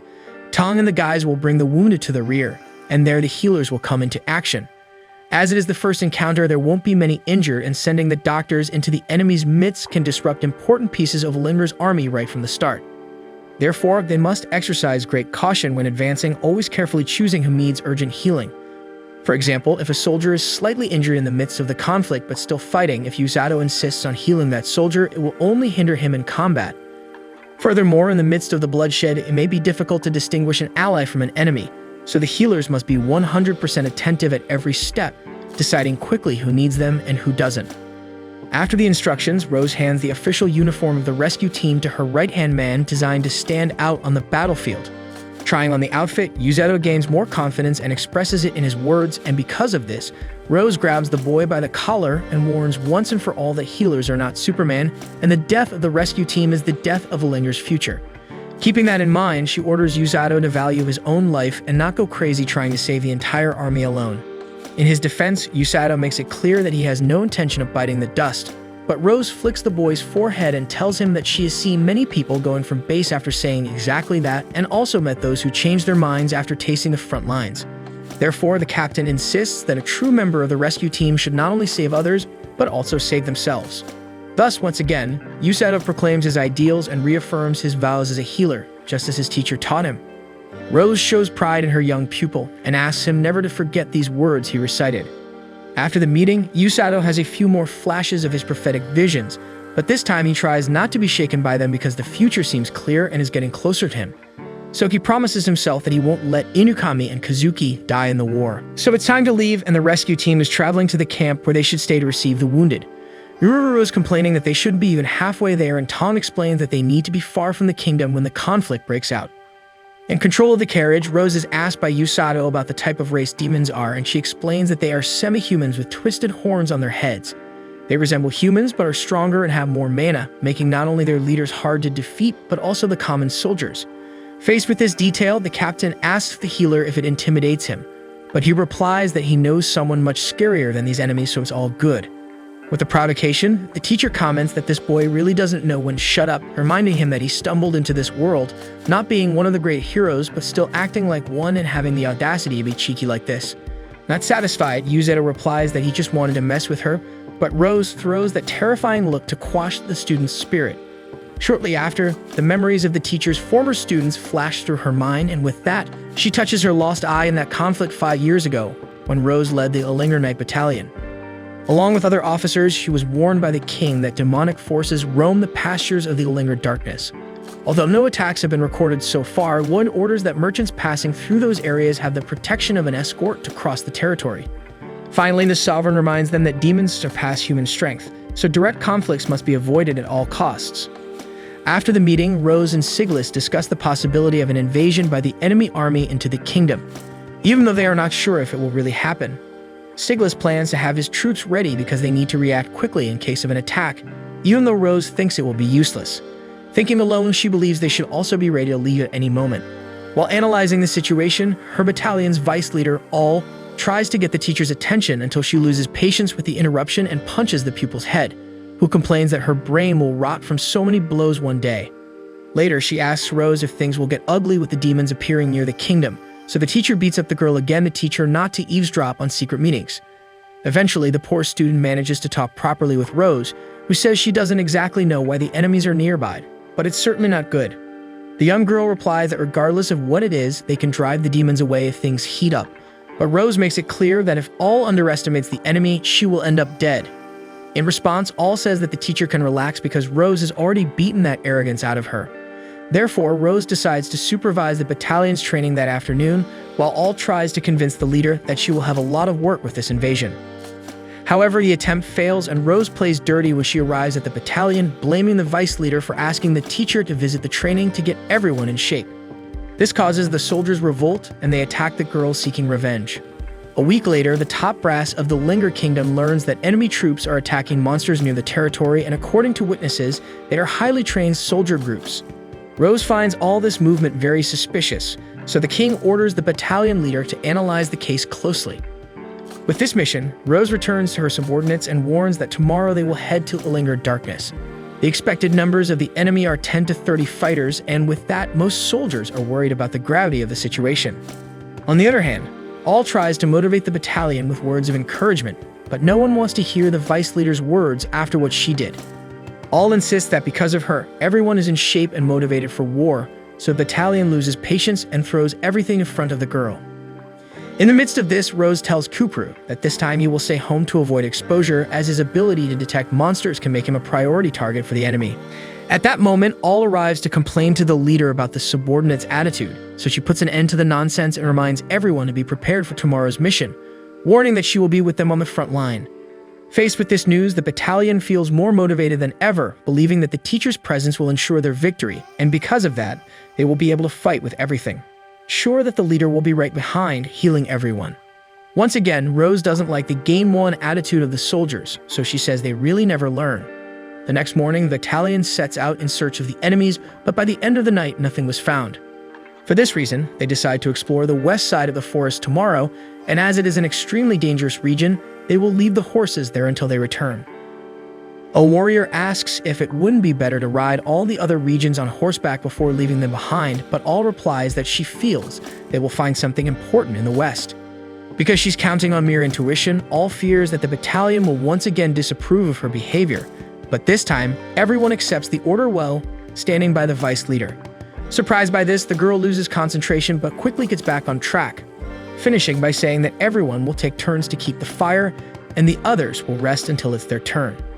Therefore, the leader is the first responsible for the bonfire, and as she couldn't sleep, All joins her and asks why the teacher chose her to be the vice leader, as she is quite average compared to everyone else in the unit and has nothing special. All feels that she has only done small tasks like writing reports and sending equipment requests, but Rose trained this unit to be the most qualified, so it seems little for the second highest rank in the battalion. The leader responds that even the simplest and most boring things need to be done, and that she has never heard any complaints about All's work. For this reason, maybe one day Rose will pass the leadership title to her vice in the future, as she's going to become the overall leader of the kingdom and cannot be in charge of a single unit. With this, All feels intimidated and believes that she, as a leader, will cause an unprecedented revolt since she has always been very stubborn. From the beginning, she refused to obey orders that went against what she believed, even if others disagreed. All never submitted to anyone, and those who opposed that learned to be silent by force. She was like this throughout her journey in the cavalry, and for this reason, the young woman was well known there both for her skills and her refusal to follow orders. Until one day, All met her new master and found out that her arrogance would soon be a thing of the past because Rose always had the ability to put everyone in line, and All was no exception. One day, the student tried to challenge the teacher, but received such a beating that she only remembered her own name 3 days later. At that time, All didn't want to bow down to Rose, and despite the difficulty of the training, she wanted to succeed and prove herself to the leader. However, after some time, she began to set aside her pride and realized that no one had ever challenged and taught her so much without giving up. Recognizing this was irritating for the warrior, but at the same time, it brought happiness she didn't know. That's why All believes that only Rose can be the leader of this battalion because only she knows everyone in the deepest way. Faced with this confession, Rose taps her subordinate's forehead, stating that it sounds like the speech of a spoiled brat who doesn't want to leave the parents' wing. Then, the leader mentions that All herself said that Rose knows everyone deeply, so she questions why she would choose someone for leadership who couldn't handle the position. After all, Rose chose her vice carefully because she never gives up once she sets her mind on something. Even in the face of adversity, All always looks forward with her head held high, and this mindset can be a safe harbor for those around her to anchor. This means that it's a natural leadership talent, and if all continues in this way, people will follow her without a second thought. Finally, Rose emphasizes that nothing remains the same forever. Things change at some point and all won't be able to move forward until she accepts that. Still, the fact that Rose is the leader of the battalion will never change, and there's no need to think too deeply about it. After this reflection, all seem to understand, and Rose announces that she's going to rest for a while, leaving the vice in charge of the campfire. But before leaving, the master turns to the entire battalion and warns them to rest, so all notices that everyone was listening to the conversation, standing by the vice leader, supporting her, saying that no one hates the girl and everyone follows her orders when needed. In turn, all realizes that everyone was holding back laughter while speaking, so she chases after the soldiers, promising to deal with them before the demons. The next day, the battalion finds claw marks from a luminous wolf, along with fresh blood and tracks. With this, it becomes clear that the demons are indeed hunting monsters, and some soldiers don't understand why someone would invade enemy territory just for a hunt, but all's intuition says that this is not the only reason. At that moment, everyone hears a loud roar nearby, so Rose orders the battalion to form a battle formation. After advancing a few more steps, they find the demons collecting some luminous wolves. Their leader notices the presence of Linger's scouts and informs the rest of the group that they have finally been discovered. Faced with this, there was no reason to hide anymore, so Rose approaches and asks if those monsters are looking for new pets. With this provocation, the demons expose the anger they are feeling, but their leader gestures for them to calm down and responds that this is indeed a mission he doesn't like to fulfill, but can avoid, considering the benefits it will bring later. Rose asks what mission this is, but the demon leader replies that of course he won't say. This attitude gets on everyone's nerves, and Rose warns that they can leave those lands in silence if they don't want to be destroyed right now. The demon presumes that this woman possesses great power given her bold statement. However, he can't keep anyone alive there, and they have seen what they are doing. Knowing the imminent conflict, and that she will have to deal with that demonic boss, Rose puts all in charge of the squadron while she deals with him. All feels the pressure for a moment, but quickly assumes responsibility. Then the leader of the Linger battalion and the demon chief set out to discover which of the two will come out alive, while all wants to show the power of her soldiers' teamwork. The demon chief orders the wind to become his legs and shield, so that his body becomes the blade that cuts everything in its path.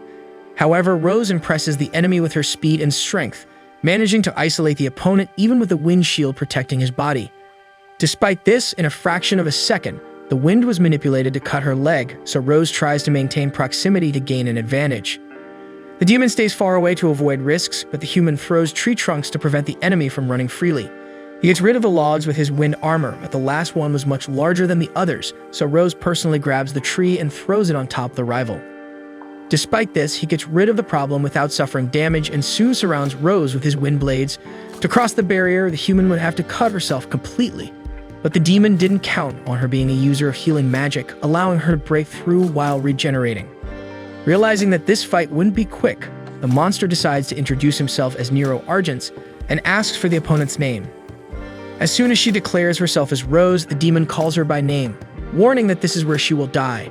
In turn, the human agrees that it might happen, but until then, he will be crushed without mercy. So the battle between humans and demons finally sees its starting clash, and both sides acknowledge the strength of the opponent.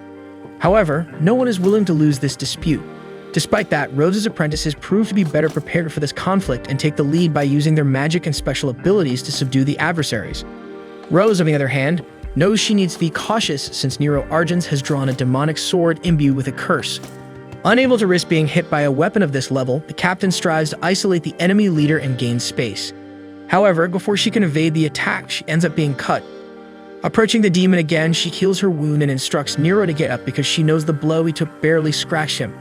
Surveying the scene, the demon leader observes his dead apprentices and ironically laments that a simple hunt ended this way. Later, he acknowledges the strength of this enemy troop and confesses that Rose and her soldiers were the toughest foes he has ever faced. However, the great heroes, once the pinnacle of human strength, have long been surpassed. What Nero sees now are ordinary humans in his way, trying to prevent the awakening of the Lord of Darkness. As he contemplates his thoughts about his ultimate leader, a powerful aura envelops the demon's body. Obsessed with his goal, Nero proudly declares that his master may be ruthless, savage, and cruel, but is still an absolute existence that promises mercy, blessings, and victories. Therefore, it is the duty of all demons to fight to the end, even if they turn to dust on the battlefield, because this honor is a small sacrifice for the future of the world. At this moment, it becomes evident that the demons have fully surrendered to this desire. Even impaled by his sword, one of them attacks a Linger warrior, only to die alongside her shortly after. The creatures become agitated, systematically defeating the humans one by one, leaving Rose with an unprecedented expression of despair. On the other side, Nero Argents takes pride in himself, having forced his subordinates to die in battle and stain the honor they achieved with blood. Tired of this repulsive talk, Rose attacks impulsively, and the evil leader understands that she is rushing because she sees her soldiers dying before her eyes. With this impatience, it becomes easier to read the captain's movements. Argents slashes Rose's eye with his crimson sword, temporarily nullifying her mana. Previously attempting to heal her grave wound, Rose must now fend for herself. Meanwhile, her warriors continue to fall without a chance to retaliate. Despite Rose's attempt to avoid the worst by advancing again, Argents cuts her ankles and further drains her mana. With the enemy weakened and only half of her vision, the demon believes that the battle ends there. However, as he goes for the finishing blow on Rose, All steps in and takes the hitman for her. Without strength, Rose kneels on the ground and observes the bodies of the young boys who believed they were invincible because they were by her side. Faced with this tragedy, Rose realizes that she paid a very high price for trusting too much in her abilities. Because of this arrogance, all her pupils are dead, and the blame for it all lies with her. Behind her, with his sword raised, Nero promises not to forget the fate of his subordinates or those of Rose. He attacks her one last time. However, she gathers her last strength out of hatred and defends herself from the sword with her own hand. While beating the demon, she asks if he knows anything about the lives of those warriors who died in combat. A leader who sacrifices his subordinates is nothing more than an egocentric scoundrel, and creatures like him do not know compassion. Finally, Rose throws the demonic sword at Nero himself, promising to end him then and there. However, her weakness is so great that she can't even advance, and with this delay, Amila arrives to release her master.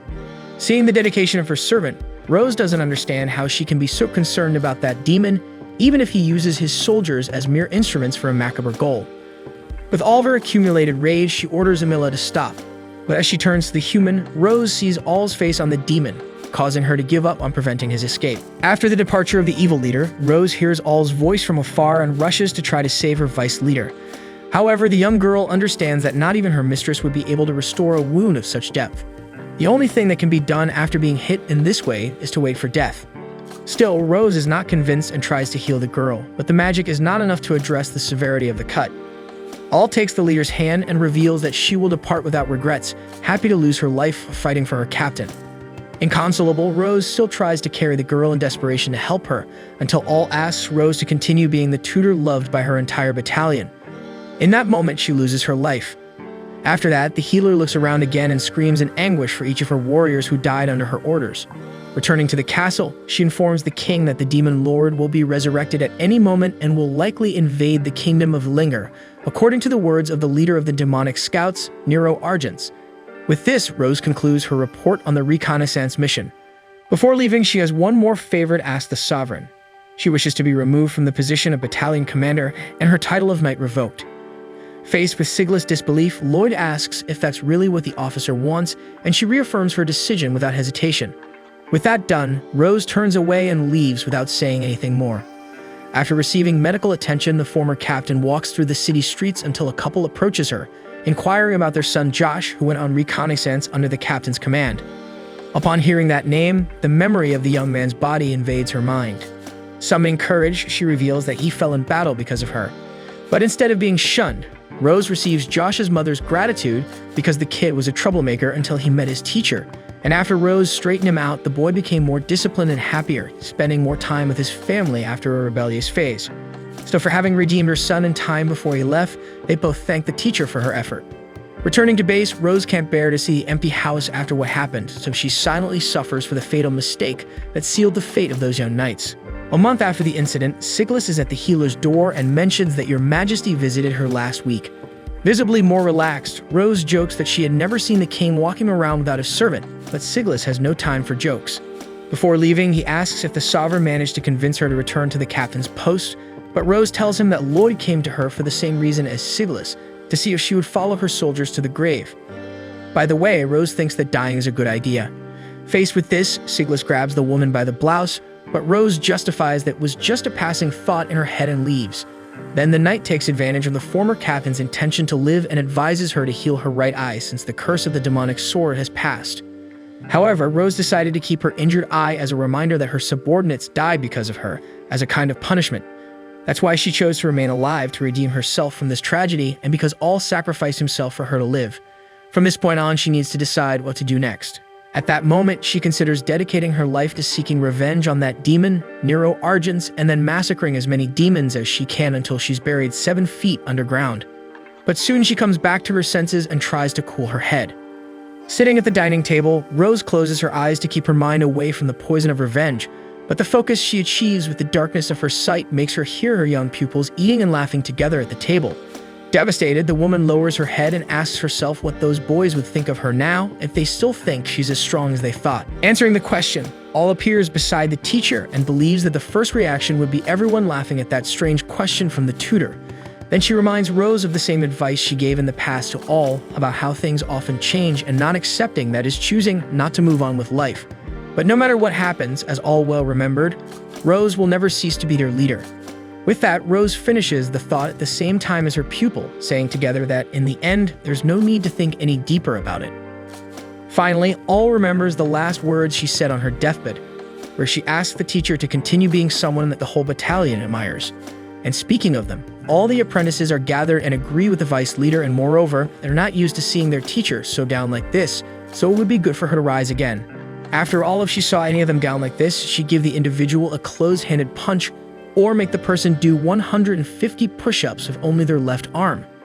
Soon, all the boys laugh together at the jokes about the tutor, who realizes once and for all that she focused so much on the death of her subordinates, while they always look forward with a smile on their faces despite everything.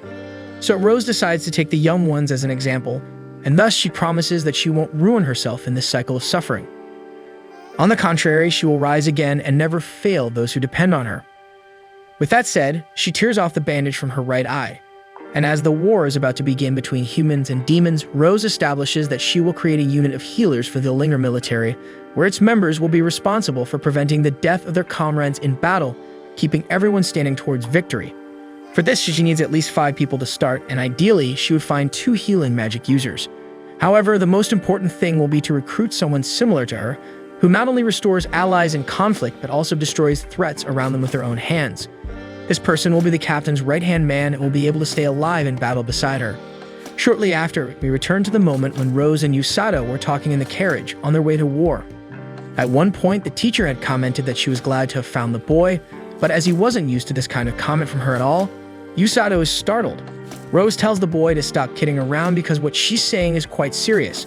According to Rose, Usato is a rare existence because not every healing user she finds out there has the ability to train at the intensity he has shown. So she asks Usato what a war would be like if all healers were at her level, then the boy answers that it would be the apocalypse, only to then take a punch in the stomach. Then Rose adds that this is impossible because rare exceptions can reach this level, and she hopes Usato is one of them, since he possesses all the characteristics of a healer she has always desired. For example, the young man proved capable of performing tasks that no one but Rose could do, so she's sure Usato won't die in battle. Faced with these beautiful words, Usato smiles, irritating his teacher again, so she hits her student repeatedly in front of a beautiful sunset. After a long journey, the fighters reach the camp in the meadows. In the healer's tent, Usato gives up on sleeping and heads out early in the morning. Wearing his battle medic uniform, he realizes that the day of the final battle has finally begun. Also awake, Inukami feels proud that her friend is wearing a uniform that makes him look like Mistress Rose. During her routine morning walk, she also wants to know from Usato how she looks in her new armor. Despite Usato not seeing anything special about her attire, Inukami interrupts him and boasts about the metal structure that supports the thunder magic she uses, which in addition doesn't hinder her movements. Not knowing how to avoid being rude, Usato comments that the girl seems to prefer war machines over life's cuter things. In her defense, Inukami highlights her hobby of cultivating cacti in the old world to feel fulfilled like a reindeer. In Usato's view, cacti aren't exactly the cutest things in the world, and since he disagrees, the great heroine declares that he should be the source of her fulfillment in this strange world. After all, the healer's behavior clearly reveals that he is a tsundere, someone who acts tough, but actually has a heart softer than gelatin in the sun. For this reason, Inukami wants Usato closer to her than a pocket keychain, but the healer shouts for Kazuki's help, who appears and restrains her, taking her to Commander Siglis, who ordered their presence. The girl bids farewell but promises to return, and Usato gazes again at the horizon preceding the war. Gathering his troops, Siglas warns the great heroes that, according to their scouts, the enemy forces will arrive in the meadows in half an hour. To contain the demonic wave, the commander has set up a defense line to anticipate the attack and initiate retaliation with long-range magic. Suzune and Kazuki must join the infantry and create openings among the opposing troops to expose the enemy commander. Once done, Siglas orders them to bring back the head of the demon leader if possible, and without hesitation, the subordinates promise to return with victory. In formation on the front line, Inukami asks her companion not to overexert himself and to be careful. However, it's the boy who sees the girl somewhat anxious, remembering that she used Usato to suppress some of that excitement. Embarrassed for being discovered, Inukami admits the knight's cleverness in reading others' feelings and confesses to being uneasy about the impending war, yet she can't wait for it to start. Kazuki notices how much his friend has changed since arriving in the new world, and besides admitting that, Inukami takes the opportunity, while talking about Usato, to mention that he accepted her even after she changed so much. But the details of this story she will leave for after they return from the conflict, if they return. At that moment, they both sense a strange presence approaching until the demonic horde appears on the horizon. Facing this, the mages prepare their spells, while Inukami and Kazuki, being the spearhead of the formation, are ready to pierce the enemy lines. The spells are cast against the demons and cause a giant explosion, but as the dust settles, they notice that the enemy soldiers were just an illusion. In reality, the demons created this distraction to attack from the southwest, catching the defense formation off guard. The great heroes hurry to take the front and protect the rear, while Rose prepares the black team of the rescue team to penetrate the battlefield and rescue the wounded allies. As for the gray team, formed by the Fleur brothers, they are responsible for medical services within the tents, with Aruku as their bodyguard. However, if there is a real threat to life, the healers must flee immediately. Finally, Rose and Usato will accompany the front line, but before acting in the eye of the storm, it will wait for the conflict to erupt from within the camp. Upon hearing a distant rumble, Usato observes the smoke and shows concern for his friends. Yuru reminds him that the healer will also be there in a few moments, so he must stay focused. Shortly after, Tong arrives with the first wounded, leaving Usato and the youngest Fleur anxious at the sight of the first fallen allies. Rose insists that this is war, and soon they will see their comrades coming in, many on the verge of death. She instructs the two to assume their responsibilities in the medical tent. Thus, Usato encounters a severely wounded knight, and nervously, he tries to compose himself while healing a comrade. The woman is desperate for what she just went through, being thrown after being bitten by a giant snake. In his mind, Usato wonders if it could be the serpent he encountered in the forest while it piles up his victims on the battlefield. Terrified, the soldiers of Linger have no idea how to approach such a venomous creature of such gigantic proportions. Watching the scene from afar, the Black Knight seems frustrated by the lack of reaction from humans and assumes that his participation in the battle will not be as thrilling as he would like. At that moment, a knight pierces the chest of the immortal Dark Mage, but instead of celebrating victory, the Kyun falls wounded. Faced with this, he asks what kind of creature this is, but the Dark Sorcerer finds it amusing that even he doesn't know.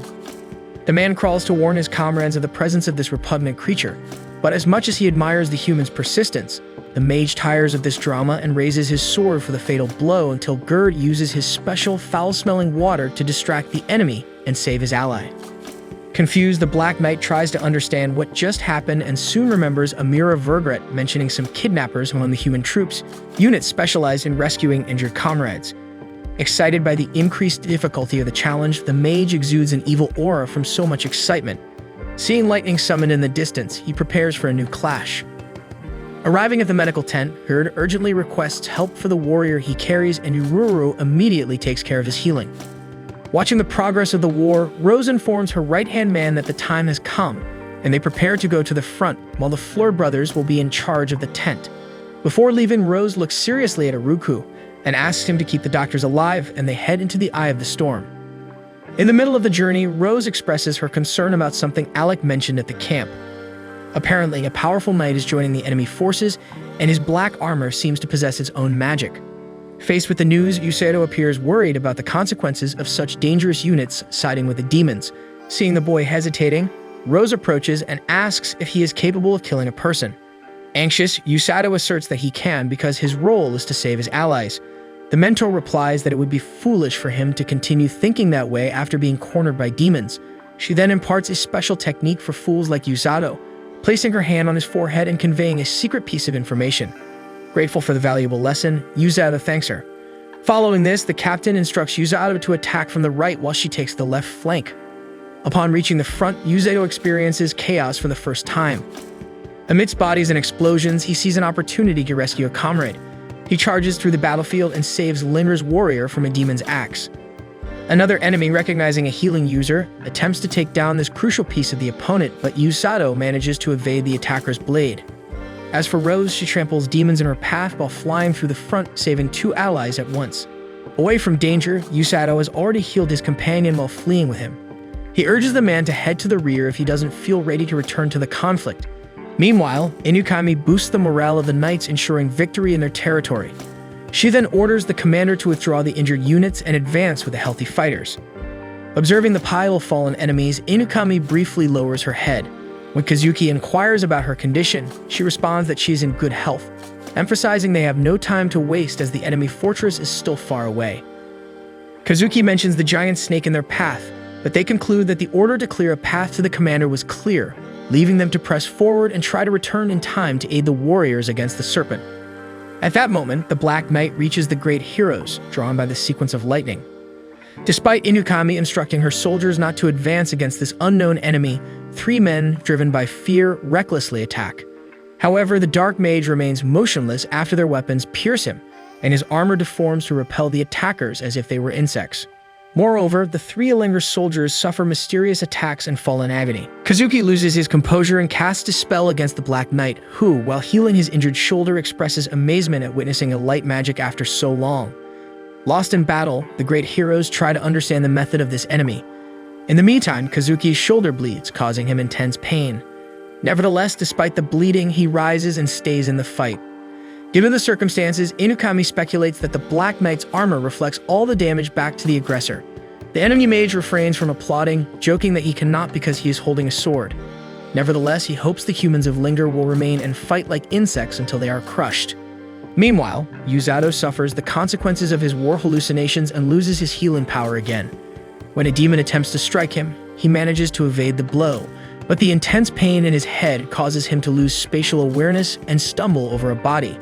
The demon reaches the healer and tries to finish him off, but the soldier he had saved repays the favor by eliminating the enemy. Grateful, Usato asks where the great heroes are, and the soldier informs him that they were ordered to remain at the center of the front line. Usato then heads to check on the condition of his friends. In the midst of the battlefield, Linger's troops hold off the diabolical infantry, while Kazuki and Inukami confront the immortal Dark Mage. Kazuki emphasizes that they cannot attack recklessly due to the enemy's ability. Still, Inukami intends to test his strategy before losing their cover. Trying to eavesdrop on the Grand Hero's plans, the Black Knight mocks their intention to react. Despite the risk, Inukami relies on Usato's arrival in case they fail. Kazuki realizes that his friend's recklessness has not changed since the old world, but he decides to follow her tactics. Thus, the enemy grows tired of the meeting and attacks the duo. However, they manage to dodge the dark tentacles, and Inukami destroys them with her electricity. She raises a dust curtain to block the opponent's view. Taking advantage, she cuts the adversary multiple times, and Kazuki forcefully strikes the mage's face.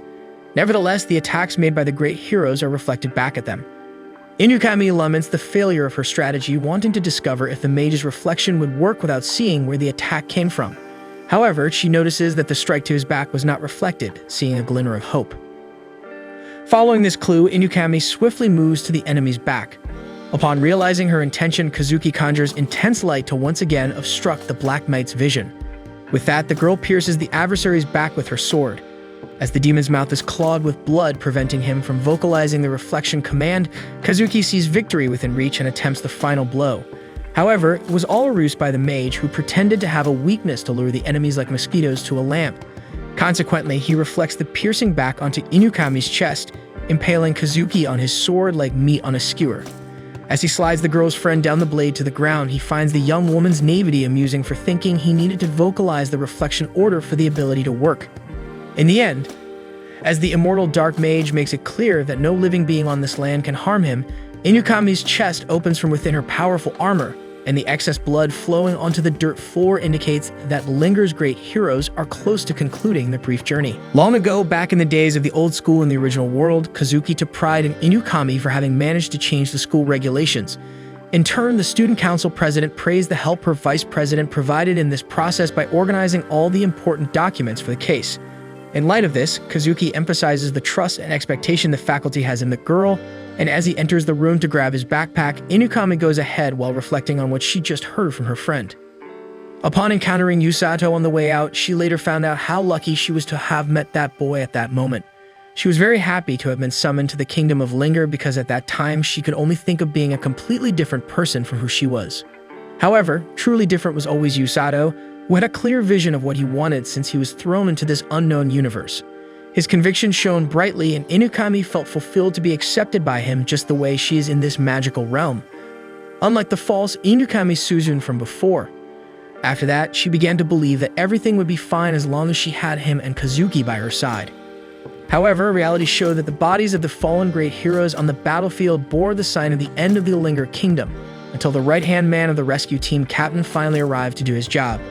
With the momentum of his swift run, he hurls the knight using his healing magic and makes the enemy spin on the ground.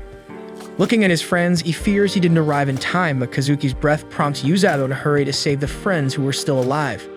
However, the Black Knight, who reveals herself to be a woman when her helmet shatters, regenerates the helmet with her magic and attacks the healer with glaring hatred.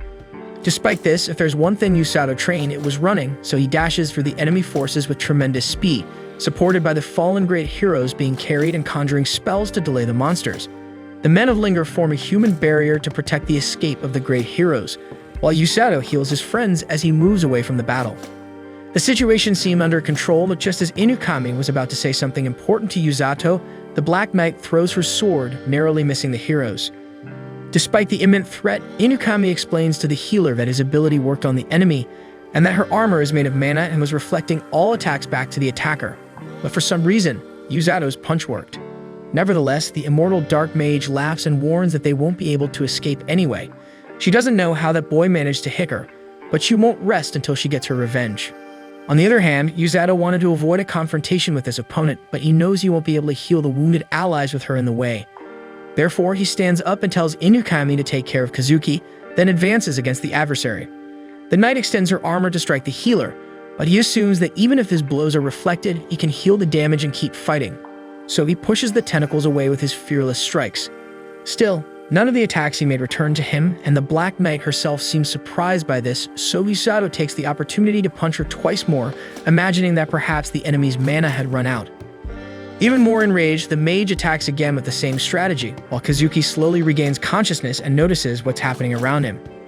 One of the magical armor's tentacles pierces Usato's hand, but it seems to have no effect on him as the tentacles dissipate on the ground and cause no harm to the healer. Faced with this, the two great heroes who were closely watching the duel come to believe that the Black Knight can't reflect the damage suffered by Usato, because he is constantly surrounded by his healing aura, which instantly restores him and always keeps him standing. The healer himself already had some notion of this while fighting the enemy, and his confidence seems to grow more and more until he lands a strong stab on the knight, isolating her several meters away. The Dark Mage tries to react and returns to the fight, but she's so debilitated that she only served to suffer even more at the hands of the rescue team hero. Inukami sees her friend being offensive with that kind of spell and comments on the wrong way he's using healing magic, making a reference to the name of the anime. The Black Knight is consumed by hatred and tries her last card not to be defeated by a mere kid, so she evolves her sword until it reaches a terrifying size. Despite this, Usato takes responsibility and continues to know exactly what to do despite this last trick of the enemy. So he concentrates a large amount of mana in his right fist and goes against the Black Knight, who charges in the same way. The two clash on the battlefield and fight for every inch to bring down the enemy until Usato gains the upper hand and strikes the mage once again, shattering her armor and revealing the demon behind the mask. With the rival defeated, Usato thinks of naming his move Healing Punch, while restoring the knights around him, and one of them informs that the demon troops fled when the healer defeated the Black Knight. Inukami emphasizes that there would have been many more casualties if Usato hadn't emerged victorious, and after releasing her soldiers to rest after the battle, she praises the incredible ability of the rescue team member. Usato is embarrassed by the praise, and Inukami takes the opportunity to ask him to explain in her ear what that healing punch story he was talking about earlier is all about. The healer explains that it was a special technique taught by Rose just before the war began, where the user of the technique must accumulate healing mana in their fists to knock out the opponent but not kill them. With this, Usato reflects that he can now inflict damage on enemies without sending them to their graves. And while he tries to explain this with some difficulty, Inukami notices Rose's influence in keeping the others alive in that boy. Despite everything, the healing punch saved her and Kazuki from death, and for that, she feels grateful. Upon hearing this, Usato is delighted to have been able to help his two great friends. At this moment, Kazuki interrupts the conversation and alerts that the giant snake has reached the front line, so the fighters gear up for war, but Rose arrives just in time and pulls Usato back. She had learned that the great heroes were on the brink of death and demands her subordinate to explain the situation, since his job is to prevent that. After he apologizes, the captain couldn't imagine he had dealt the Black Knight alone, as it would have a significant impact on the war, deeply shaking the morale of the enemy troops. With that said, the master calls Usato back to the camp as the situation is under control, and they would only hinder by running through the battlefield. Therefore, Usato bids farewell to his friends and motivates them to face the remaining enemy forces and return safely. Then he begins to return to the camp with his teacher. Meanwhile, at the demon base, Amira Vergret, commander of the 3rd Demon Army, is informed that the Black Knight has been captured and they suffered a crushing defeat. According to witnesses, a member of the rescue team defeated the Dark Mage alone. Amira immediately thinks it was Rose who caused this havoc, but the soldier explains it was a young man with black hair. Faced with another threat of this level, the commander orders Hyriluk to recall Baljanak and initiate the retreat, as the remaining soldiers would not be enough to protect the base if they went to war in these conditions. To make matters worse, the kingdom of Linger is being led by Commander Siglis, so it's pointless to push at this moment and suffer another unnecessary defeat. Hyriluk acknowledges it would be futile, given that the demons have no healers. But as he prepares to announce the retreat, he sees the great heroes facing Baljanak, the giant serpent. Back at the camp, Usato assists in the recovery of the wounded soldiers along with other members of the rescue team, although Tom believes the kid is procrastinating to avoid work, which angers Usato as if he were angered by a brother. Suddenly, a roar followed by immense electrical magic erupts in the skies, conjured by Inukami and Kazuki to devastate Baljanak. The demise of the gigantic snake seems to symbolize the end of the conflict, and the troops of the Kingdom of Linger celebrate the victory with enthusiasm, while Usato finishes healing a fighter who fell victim to poisoning. Rose approaches her subordinate and announces that Tegei's situation has been resolved, as the enemy troops are finally beginning to retreat. Usato asks if they should pursue the enemies, but Rose emphasizes how clueless the young man is to consider that, as the numbers of the demons are infinitely superior to those of Linger. The right thing would be to avoid unnecessary casualties and organize the troops for the opponent's next attack. Usato is surprised that there is still another attempt from the opponents, but the captain has no reason to believe that the demons would give up so easily. With that said, Gur asks Usato for help with a wounded soldier who needs urgent care, but Rose releases the young man and takes charge of it herself. While restoring the soldier, she mentions that Usato's healing of the great heroes at a crucial moment could be considered the reason for today's victory. The young man feels embarrassed and responds that Rose would have done it if it weren't for him. But Rose coldly states that they would have certainly died if that were the case. Finally, she repeats that neither she nor Siglis saved the heroes, and without Usato, they might have suffered a painful defeat against the forces of evil. For this reason, the captain congratulates her subordinate for the excellent work of the rescue team. Upon hearing this, a film plays in Usato's mind about all the moments he has experienced in this world until he arrived there, going through all his trainings, challenges, trials, and friendships he formed until he received his medical uniform and joined his comrades from Linger in the trenches against the demonic forces. Therefore, the boy cannot contain his tears and starts crying in front of the captain, who teases him, saying he's more of a child than she thought. In his defense, Usato even agrees. After all, he is only 17 years old and has already felt the horrors of war up close, with disturbing demons raising axes on the front line and his dead friends scattered across the battlefield. Despite all this, the healer feels happy to have met Rose and helped all these people. Facing this spontaneous reflection, the teacher smiles and comments that she knows people who used to say the same thing, and now they only live in their memories, but fortunately Usato is there now with her. At this moment, Usato rejoices again until his vision blurs and he faints after expending all his mana and energy in combat. Then Rose embraces the pupil and lets him rest in her arms. The next day, the healer was venting to his dear friend Blurin, saying how difficult it was to be in the midst of that war, and on top of that, he just came back and he's already being called back to the castle. They said he would receive a reward from the king, but they put him in front of the whole army, which made the boy extremely nervous. On top of that, Rose slapped him on the head without warning in front of everyone. Despite all this, Usato feels happy because he had never received any kind of prize before. Changing the subject, he notices that Blue Grizzly gained a few pounds in his absence and teases the bear for that reason, until Gomel arrives and informs Usato that someone from the castle passed by and asked him to come over. By the way, Gomel advises the healer to be careful when crossing the city. Soon, Usato would discover that the threat was from the citizens of Linger themselves, who saw the rescue team as heroes and started to surround and offer things to its members. In the meantime, the fox girl passes through the crowd with a basket of peffles. After the ordeal, Usato arrives at the castle gate and tells Iruku about the adventure he had in the market. The guard already imagined this kind of reception after how much the healer helped in the battle, and for that reason, he also thanks Usato for saving his comrades. Shyly, the boy points out that he was also saved by the knights many times on the battlefield, and that Iruku himself protected the rescue team. On top of that, he said he counts on the guard's services when he needs a bodyguard. Eavesdropping on the conversation, Thomas interrupts and says that Usato chose his security well because Iruku is as talented with magic as he is with the sword, so promising that he could easily become a royal knight. Upon reaching the throne room, Siglis informs that the Black Knight is about to be interrogated. However, Siglis is unable to extract the most essential information they need from the knight. They want to know the magical lineage of the enemy commanders and their powers, but for that, they would have to meet a requirement for her to spill the beans. In this case, she wishes to see Usato. Already on the way to the interrogation, Inukami is protecting Usato and giving more shocks than a broken utility pole, but the boy comments that the Black Meg is cooperating and furthermore reminds that his friend took a beating from her last time. Inukami feels the blow and admits that only Usato and Rose can defeat that enemy, but maybe she can serve as a shield. However, since not even Usato understands how he managed to face a rival of that level, Siglis affirms that the healer completely nullified the opponent's dark magic with his healing magic, and that the healing was deactivated at the moment of the blow, causing total damage to the opponent. Faced with this, Usato becomes worried about the Black Knight because Siglis said that she covered herself with her armor on regaining consciousness and did not treat her injuries. For this reason, he rushes to the enemy's cell and asks if she is seriously injured because Usato's punches were at the level of breaking rocks in half. The knight admits that she is hurt but claims that she will be fine because she is just experiencing the feeling of pain that she heard so much about. Analyzing coldly, Inukami presumes that the woman is a major masochist and Usato asks his friend to take a break from opinions. Then the healer asks what the demoness wants with him, and the response was that she just wanted to look again in the face of the one who left her in this pitiful state. Faced with this, Usato asks Siglis to open the cell for him to enter. The commander threatens to question this idea, but Usato is firm in his decision. With that, the cell is unlocked and the doctor from Linger extends his hand to the knight, but as she thinks he will practice some kind of torture, the healer scolds the woman and takes her hand to start the healing. The Black Knight doesn't quite understand what's going on and panics when she sees her armor melting in front of her.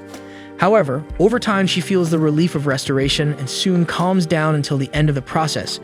Still, the knight wanted to keep the boy's hand on her face because she had never felt that before. Later, Usato comes across a training session conducted by Master Rose.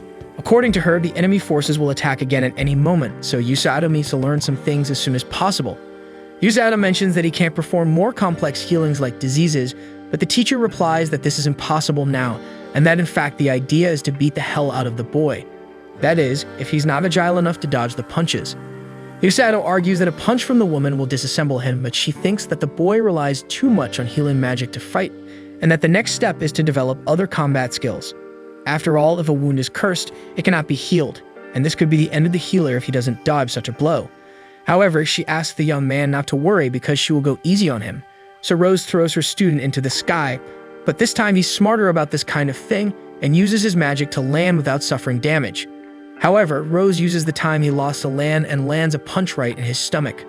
Sometime later, Usato wakes up from fainting so shaken that he thought it was all just a dream, but Rose soon appears to throw the poor guy back into reality, restarting the lesson by giving the boy another beating.